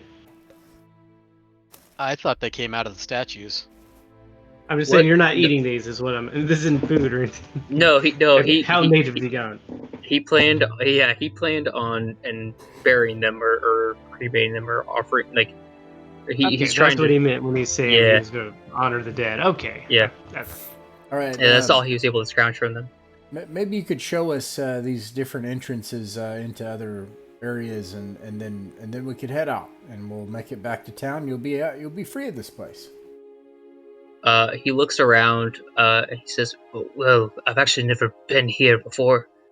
He points at the balcony where he fell from. He goes, "I would know the way if I were back up there." I would like to turn to Xander and me borrow rope again. Yeah, sure. I used one of the ropes. Well, I guess it's the last rope since we used one of the ropes earlier. With my grappling hook. Okay, attach your grappling hook. And I want to try and get us hooked onto that balcony that he fell off of. Okay, go ahead and give me a strength check. Alright, come on, mouse, work correctly. I have to pee. I'm sorry. I'll be right Funny back. because all my good stats are +1s. 8. Okay, you throw it up, and it does make purchase with the balcony. What do you do now? I'm gonna give it a couple of not super hard tugs, but like putting most of my weight on it to see if it's sturdy. Okay, you do so, and it falls loose and comes back downwards. I mean, is Kra more dexterous than me? Or no, you said it was a strength check. Mhm. I'm gonna give it one more try. I want to get up there. Okay, go ahead and roll again. Oh my Fuck god. me. So You good.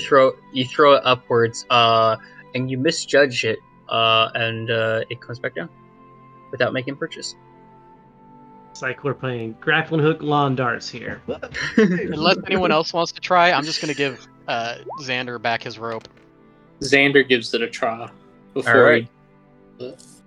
roll for it. On strength. Nope, that's 6. We're not getting up. Any other way to climb up there? I mean, is it smooth walls and everything? There's no. There are brick walls. As a thief, you could attempt to climb up there. It would be difficult, but it's only about a 10-foot climb to the lowest point of the slanted balcony. Okay. Well, I feel like as many people as attempted that grappling hook, it's kind of that ship has sailed. So I'm gonna make an attempt to climb up there. As a thief, I get advantage on that. Is that right? Correct. I hand him my rope. Take it there. Okay, so this is +2. Okay, so that's 15, and then if I have advantage. Okay, well I'll take the 15. Okay. You're able to climb up, and as you do, you realize that the entire balcony itself feels weak as you are standing on it. You're pretty certain that if all of you were to climb up here, it would probably collapse. However, from this point, you can actually get to the higher end of the balcony and attempt to either climb or jump across to another balcony. So entrance or exit on this balcony. So he said there's a way out up here. So I'm looking for. I guess. Oh wait, I don't have a torch. I'm going on torchlight from below. So can I even see Correct. any entrances or any doorways or anything on the balconies from here? So the balcony itself leads through a small archway that leads to an antechamber, which is entirely pitch black from now. Okay. But if I could, so each balcony has an archway. So if I could jump Correct. to another one that maybe wouldn't collapse, maybe then they could toss me a rope or something. Yeah, I'll see if I can. You can also decide as an option, you could also light a torch and explore that room first, and then decide things too if you want to. But you'd also be going alone. Yeah, I think I'm going to try and get to another. Like this balcony is pretty rickety. I'm going to try and get to another one, and then hopefully they can at least throw me the rope, even though their grappling hook skills are less than. I think Xander sent you up with the rope. Yeah, you have the rope. Yeah. Now they could just. Okay. Yeah. Okay. Perfect. So go ahead and give me a strength check to jump across, or you can do another climbing check if you want to take a longer time. I'm gonna do that because I have a feeling I'll get advantage as a thief on the climbing, right? Okay. So. Okay. Just takes a little longer. That's all. Okay. Well, I'm pretty sure that's gonna be pretty good, but since disadvantage. Oop. So 21 or 14. I'll take the 21. All right. You take your time and you're able to shimmy across the brickworks with your small goblin fingers. You're able to make it to another one of the archways. All right, Just guys. Softly singing my ivy. Okay. Find something to tie this rope off on and drop it down for everybody so they can get to a more sturdy balcony. Okay. You do so. Everyone can now freely climb up. I do so. I do so too. All right. Everyone is now up, including Omar. The chamber around you guys it's kind of hard to describe, and since we're already drawing here, I'm just going to draw it. All right, because depends on what way you're looking at it. It actually makes more sense. So the chamber itself kind of looks like this, where it wraps around the wall and goes this direction, and there's a small corridor that goes this way.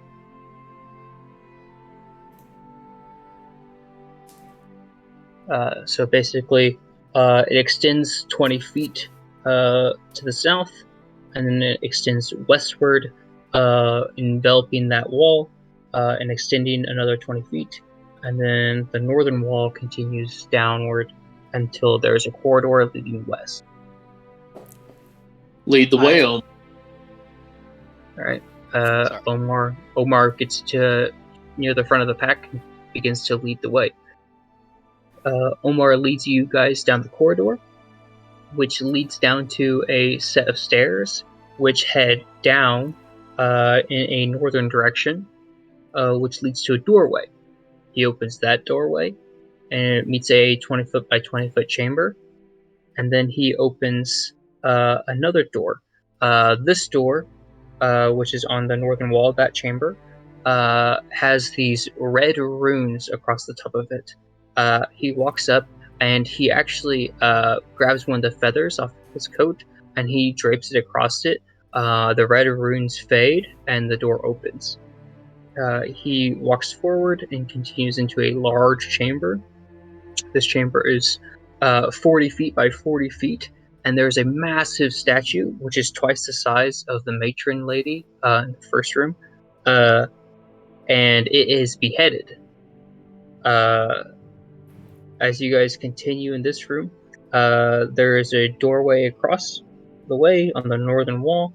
He leads that down a set of staircases to another door. He opens that door to a 20-foot chamber. At this point, he turns around and he gives you all the finger to the lips, and then he opens this door. I was about to really misinterpret that before you said lips. That'd be He awesome. opens this door, and there are all these, like, first of all, it just reeks of refuse and decay, and there are all these matted straw structures and like brambles and branches that have been like matted down and crushed, and there is a portcullis. Behind the portcullis is a stone wall, like a perfect stone wall, and he walks up to it, and he rummages around in the straw, and he pulls out this little glass orb, and he holds the orb to the portcullis, and as he does, the stone behind it kind of unpuzzles itself, like that street, that scene in Harry Diagon Alley, yeah, and it opens up, and you see beyond the portcullis there is the fart pool. He then reaches into the portcullis, and he pulls the small chain, and it opens. He then ushers you all through, before pulling the small chain again, and the portcullis closes again. He then says to you all, and this is as far as I've made it. We have to be quick, though. They'll be returning soon. So is this the same pool we were already at? Like, are we back in one of the places we already were? Yes, you do see there is a smear of that honey blood from where the bird was before, though the body is missing. You can also see the marks from where the splashes were, from where your small experiment with it was, and where Hobbs tried to throw it at them. You do see all of those markings and signs of struggle that you guys left before. Okay. I see Ross lit up like he's talking, but I don't hear anything.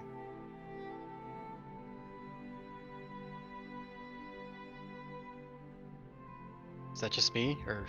I don't. Like, it says he's transmitting, but his camera's off and he's not saying anything, so I don't know what's going on. Yeah, I see it. Okay. Well, I believe the idea was to have him lead us to one of these rooms that Ivy and apparently the random rose I got can help open. Oh, yes. So he's going to open the northern door of that room, which leads you back to the statue room, the room where you found your ivy.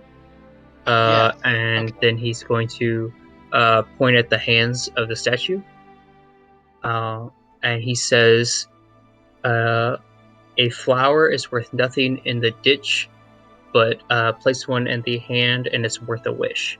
And he's going to gesture to the flower. He's not brave enough to take it off of your shoulder, but he's going to gesture to the flower and then gesture to the hand. And as right, he shouldn't. It was a gift to Ivy.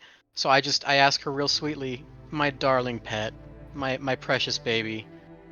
I know it was a gift to you, but he believes it will lead us to shiny, shiny things that will let us buy food. Would you be willing to sacrifice your pretty gift for potential food? There's no response from the plan. I'm going to, like, gingerly start to remove it, and if I feel any resistance at all, I'm going to let her keep it. Okay, there's no resistance as you pull it. I'm going to give her a little, thank you, baby. And then, since, I'm taller than everybody else, I'm just going to, like, put it up in the hands there. Okay. As you do, it glows, and there's this red magical light that emits from it. The flower quickly wilts, but the northern wall begins to fade away, just like I did before with the unpuzzling, revealing a 20-foot by 20-foot chamber. In the center of the room, there is a large chest.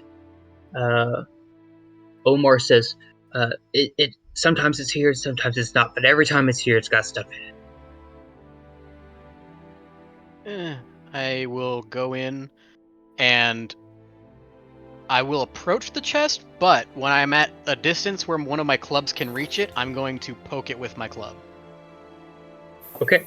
You poke it with your club and nothing happens.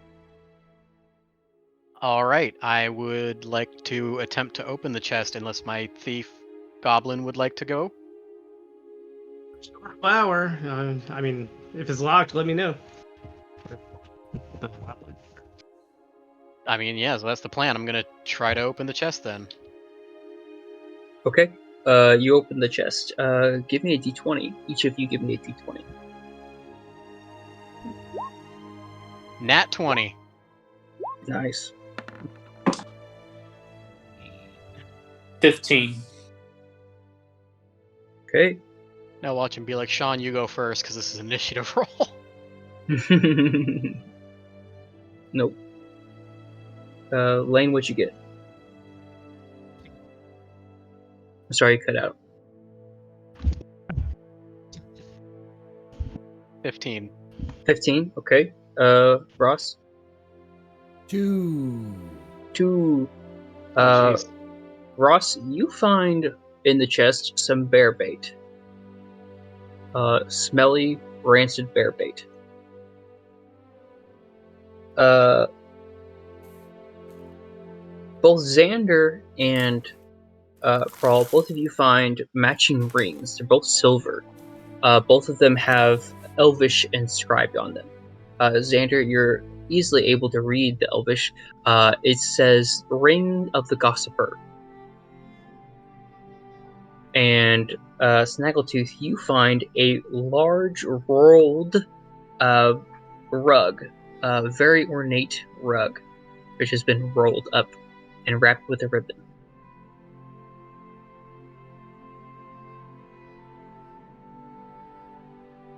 Say the same thing as his. Yep.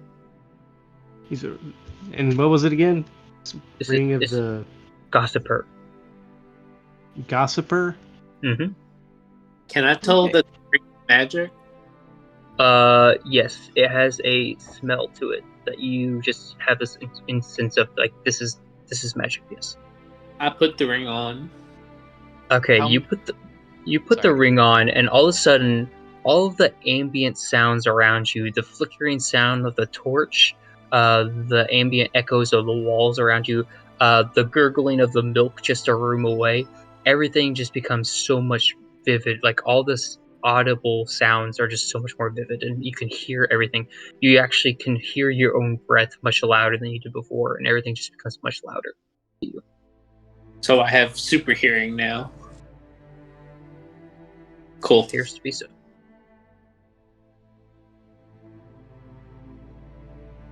Nice. Cool. Okay, so after the there was a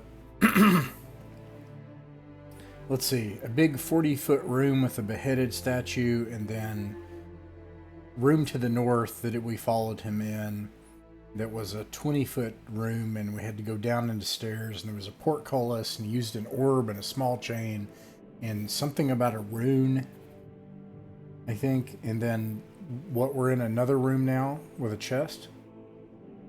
So you guys were in the room with the blindfolded lady. Yeah. We're And- north of the goddess. And north of the goddess, there is a 20-foot by 20-foot chamber, which is only revealed after a new flower is placed in her hand. Yes, we sacrificed Ivy's precious gift for this treasure. And only you got nothing for it. Oh, this is north of the blindfolded statue? Yeah, Right. so I threw in some pink notes, but I lost track of where stuff was because you were like transmitting but unresponsive. So there's like, we went down the hallway to some stairs to a 20 by 20 room. Basically, he led us back to the pool room where we had the, you were unconscious and then everybody else was unconscious. And he led us back to the goddess statue, and then the flower opened up the north wall. So I added notes in pink. I don't know if anybody can actually see them or not, but... Oh, wait, so did we follow the same path?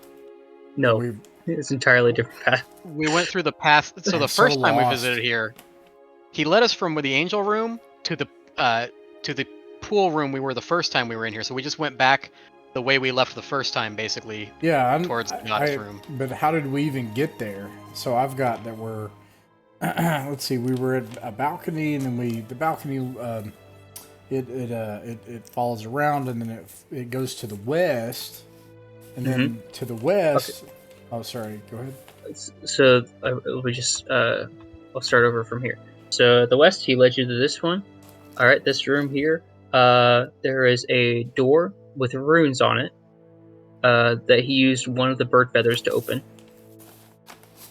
It leads to another large chamber, which is 40 foot by 40 foot with a beheaded statue.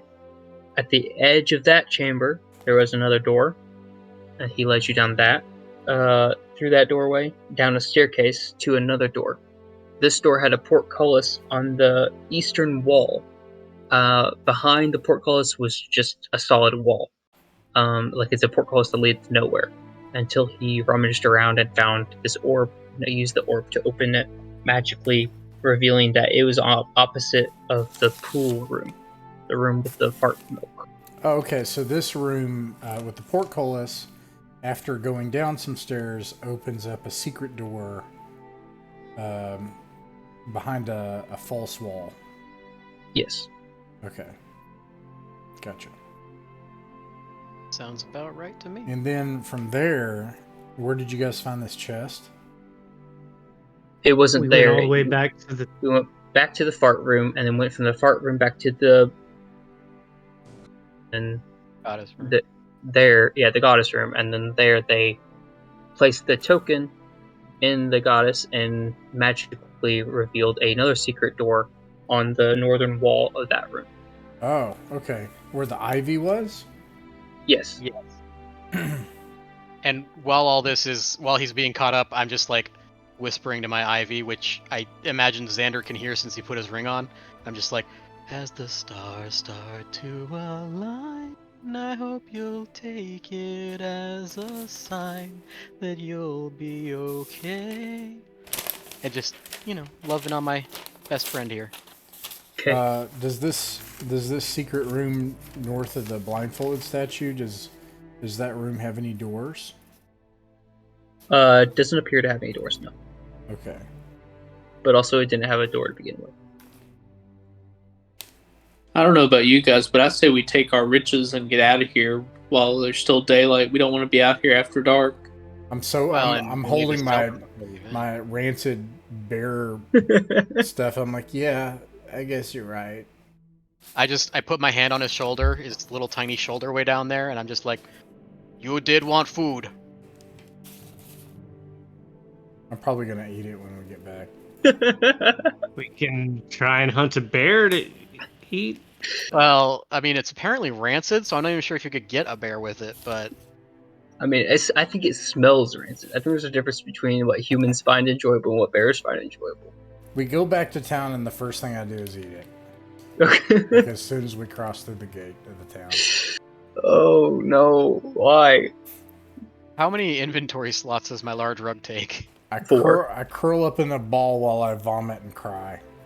No, in the don't do dirt. that.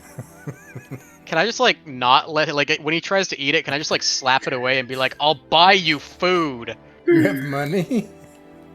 I mean, I point at this rug on my shoulder that's clearly ornate and worth some money, like, I will. Okay. I wipe my tears off my face. My sad hobbit face. Omar says, "Okay, I gave you the goods. So you show me the way out." We show him away. Yeah, I was gonna say, I'd Kill definitely him. lead him out. We Like, kill him now. Go. Do it, Anakin. I don't know if he's joking or not, and Kill I, like, him. I Kill feel like him I'm gonna now. start shit if I take him seriously. Okay, so Good. who votes to kill him? I'd rather not. Good, Xander. Good. Who votes to let him live? I'm just kidding. Don't kill him, please. Anything terrible. that'll be useful in that stuff that you have that might buy your way out before we tell it. Oh, I am hungry. Dang it. No, I'm not gonna kill him. Wooden idol, some wax paper bundle, 2 purses full of herbs, and That orb. jar. Yep, and then he had a Okay. wax paper package that has not been opened yet. So, do we want to shake him down before we, or we just let him go? He's gonna vote need we- money, so we shouldn't take his stuff. I don't. Yeah, I mean we're here to help. Maybe he's Well, I mean, we're not really here to help anyone but ourselves. No, we aren't. Yeah, there's no reason to rob him. well. I'm also. He mentioned pay respects. I mean, on the way out. I mean, we can. You said you the only thing you could save were the eyeballs. Did you have a whole bunch? I'm trying to count how many eyes. It's like a guessing game. How many eyeballs are in the jar? How many people did you lose? I'm kind of curious now. And We'll see what he says. so these are friends of yours? He looks down nose at you and I get that a lot. he takes a deep breath and he says, "I don't expect you to think me a saint or a hero. I did what I could. I survived. I'm not happy of the sacrifices I made and the things that I've done for those creatures to convince them I were one of them. But they are terrified of eyes. And they did not touch any of them. And I was able to gather these from their scraps they left behind, and I thought I could do something about it. Thought I could try to right the wrongs that I've made." What I'm hearing, guys, I think he totally ate his friends. And he feels bad about it. But, you know, Hob, you're not that hungry yet. We all, no judgment. You gotta do what you gotta do, I guess. But we'll get you out of here. Yeah, but we. Yeah. Okay. So you guys lead him back to the root room? Yeah. Yes. Okay. As you guys walk through the threshold, he looks up and he's like, "Oh gosh, this is," and you realize like it did not look like this the last time he had been this way. You seem to know your way around pretty good. It's right up there, man. He looks around. He did not know that this was up. As you guys are kind of coming up, Terrible mistake. he begins to sob and weep. And as you guys make your way to the surface, it is sunset, and He sees sunlight for the first time in quite a while, and he looks to Hob, with tears in his eyes and with a raspy throat. He says, "Thank you." Oh, well, that's. I don't know why you're thanking me, but best of luck with trying to sort out those people's stuff and everything. And, well, best of luck in general. Sometimes the world up here can be almost as bad as what it seems like down there in that place. He then reaches in his purse and he hands you the small package of wax paper. It's a little package about this big, about the size of a cheeseburger, and it's square and it has wax paper and it's wrapped in a red or blue ribbon. And he hands it to you. Oh, wow, thanks. And merry roasting. He just smiles with tears streaming out of his face, and then he's going to basically start walking. He's gonna walk towards the Smith's Guild. Open the package, Hob. What's in it? Oh, okay. Hey, just take it easy, Xander, all right? Look. Hope it's food. I open it. You open it. It is this. It's wrapped in cotton, and you have to kind of open it up, move the cotton out of it. After you open the wrapping paper, then move this cotton out of the way, and you find there's this gemstone. It is blue, and it has this almost like a fog or a mist that kind of envelops it and kind of flows off of it. Xander, is this normal? I expect Give me an intelligence check at advantage, Xander. 21. 21. You absolutely recognize this. This is called a chilling stone. Chilling stones remove burns, and can heal up to 1 HP. Wow, you got quite the find here, Hob. And I repeat back to him what you told me. Oh, wow. Oh, that's really something. Nice. I put it back in my backpack. Okay. So my last question for you guys is: do you guys try to follow Omar, or do you head back to town? I would like to head back to town in preparation for the event so we can sell stuff before it starts. Yeah. Okay. Okay. So you guys head back to town. You guys arrive right at nightfall. And as the night sets in, cool winds blow over, almost chilling. But the fields outside are still lit in flames, giving the city a warm glow, even though the wind is chilling. And people begin to gather around the chapel and around the rose fields, and begin to play songs and sing chants. Xander joins in and starts doing the dance. Have y'all ever seen Seinfeld, where Lois tries to dance, starts dancing like that? Great. All thumbs, you know. Yeah, you're gonna gain a luck point for doing that. Is Nice. the trader's shop still open? So the Whaletail Inn, Oaksley Whaletail Inn, is open because it's an inn. So it'll still be open. Yes. I would like to try and sell him my ornate rug. He praises it at 500 gold. Wow. Yeah. He actually says, I don't know if I could afford this. And he recommends waiting till morning, and actually having the Baroness look at it, and maybe she could have it adorn her keep. He thinks it's that fine. I take his advice and I go to look for the fiddler. And I thank him before I do. Hey, And he wishes you a merry wish. And I also say that back. Crap. His name is Oaksley. Hey, Oaksley. You like strange things, right? Oh yes, all kinds of commodities. Did you say what is? I can't understand his human voice. Does he say commodities or oddities? Well, either way, I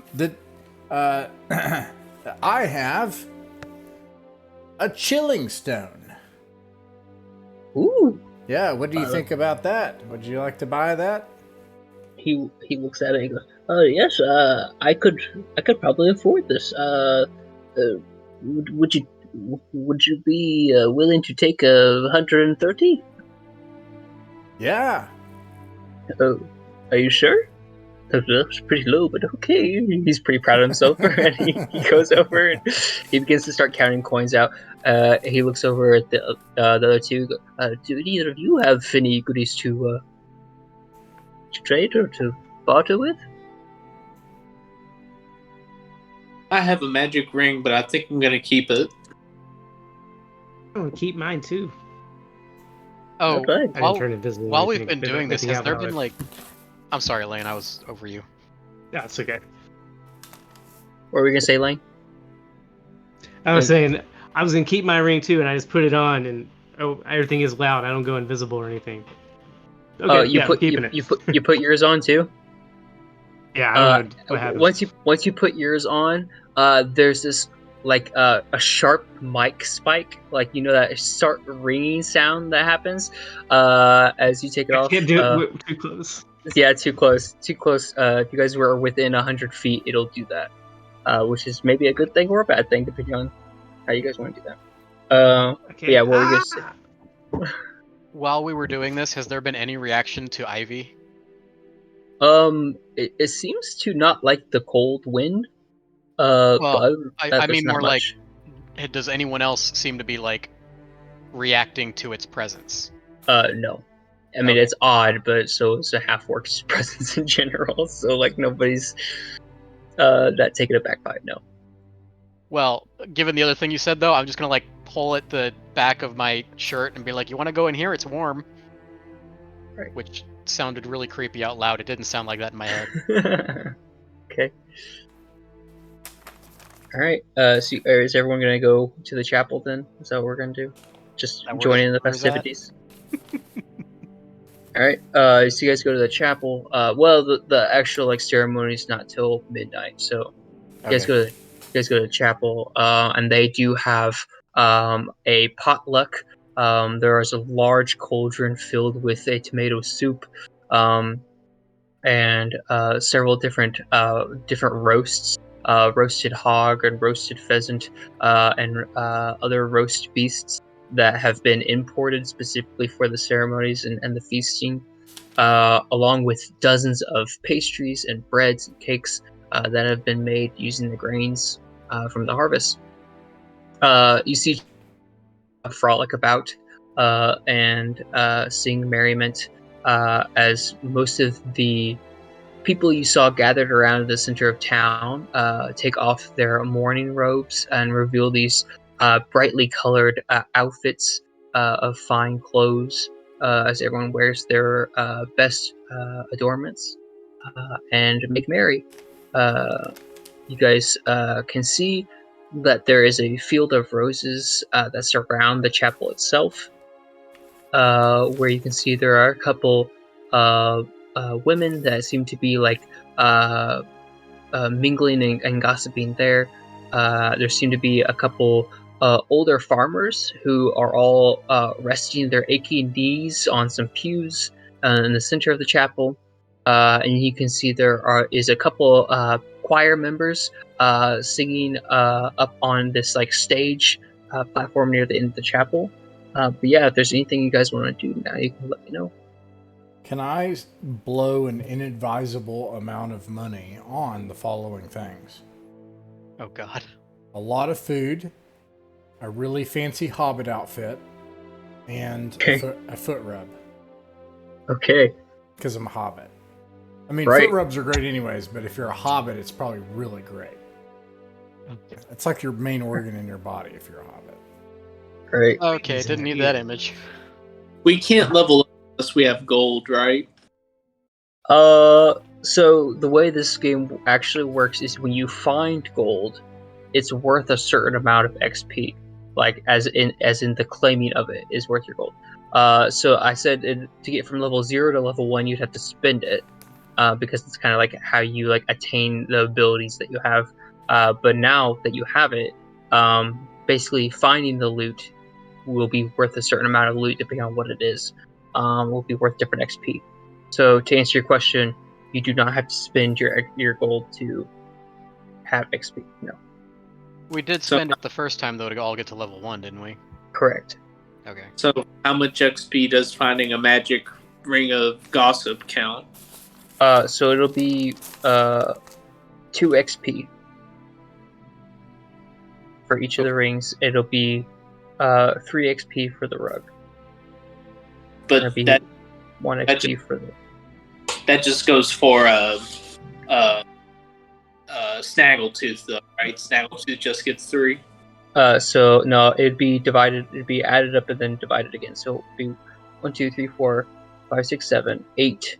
So it'd be 8 total party XP, and then divide that by the 4 players. So each Okay, so 2 EXP each. Yep. Cool. How much do we need to get to level 2? 10. Okay. I spend 100 gold on a foot rub and a fancy jacket and too much food. All right, definitely do that. Is there an evil deity that's comparable to the devil? I know the name. Give me a wisdom check.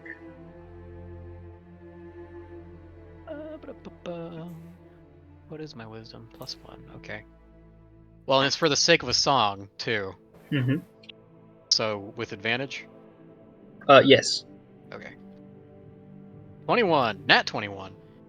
Yes, you absolutely know of a forbidden god, the forbidden god of Kroll. Croll. Kroll is known as the god of wrath, the god of inner struggle, and the god of misery. You know of them as the wolf and the smoke. This is like a creature. This is like the epitome of evil.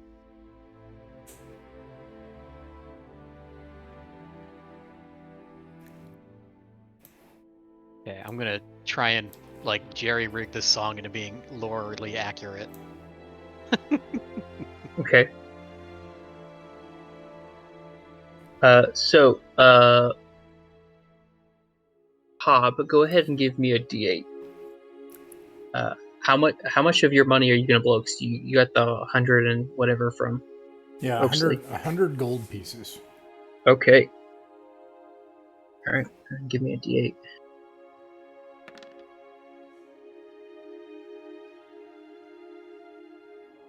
Okay.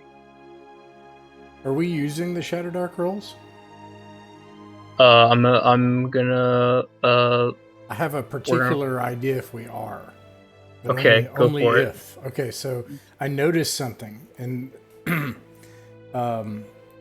it says when you return from the Shadowdark, you can carouse to celebrate your exploits. 2 carouse. Each participant pitches in for the cost of the event, which I would suggest means everybody. I don't know if it has to be equal or not, but because it then says, comma, each participant rolls D8 plus events bonus. So perhaps I can spend money on all my friends. They all get foot rubs, including the goblin. I don't know, but or I could just not invite them too. I do feel that way too. My hobbit would be like, he's not getting a foot rub. Rude. Definitely not that big snaggletooth with her weird ivy. I don't want that around. Jeez. Wow. Yeah, Is that half he's hop? just Is getting that real. half? He's just real uppity now. Real uppity Hobbit. Oh yeah, he went from groveling to being the most uppity Yeah. person in the world with a single When, 100 was it coins. Snaggletooth that was like, "I'll buy you food," and now he's like, "I don't." It need was, Snaggletooth." yeah. What a bitch. What a bitch. I'm making a note of this. Snaggletooth will remember Bob that. is uppity bitch. Oh man. I will remember. I mean, that. you have to no. realize that they are actual nobles, so that's kind of it too. Like I can see nobles being that way. Yeah, but So- he's also a hobbit, so I'm like 4 of him. Potluck free dinner. Yeah, it's part of the festivities. Okay, I eat my fill of potluck stew and cones and all that stuff. I fill up. Nice. What was the name of the city again? Emberfield. Thank you.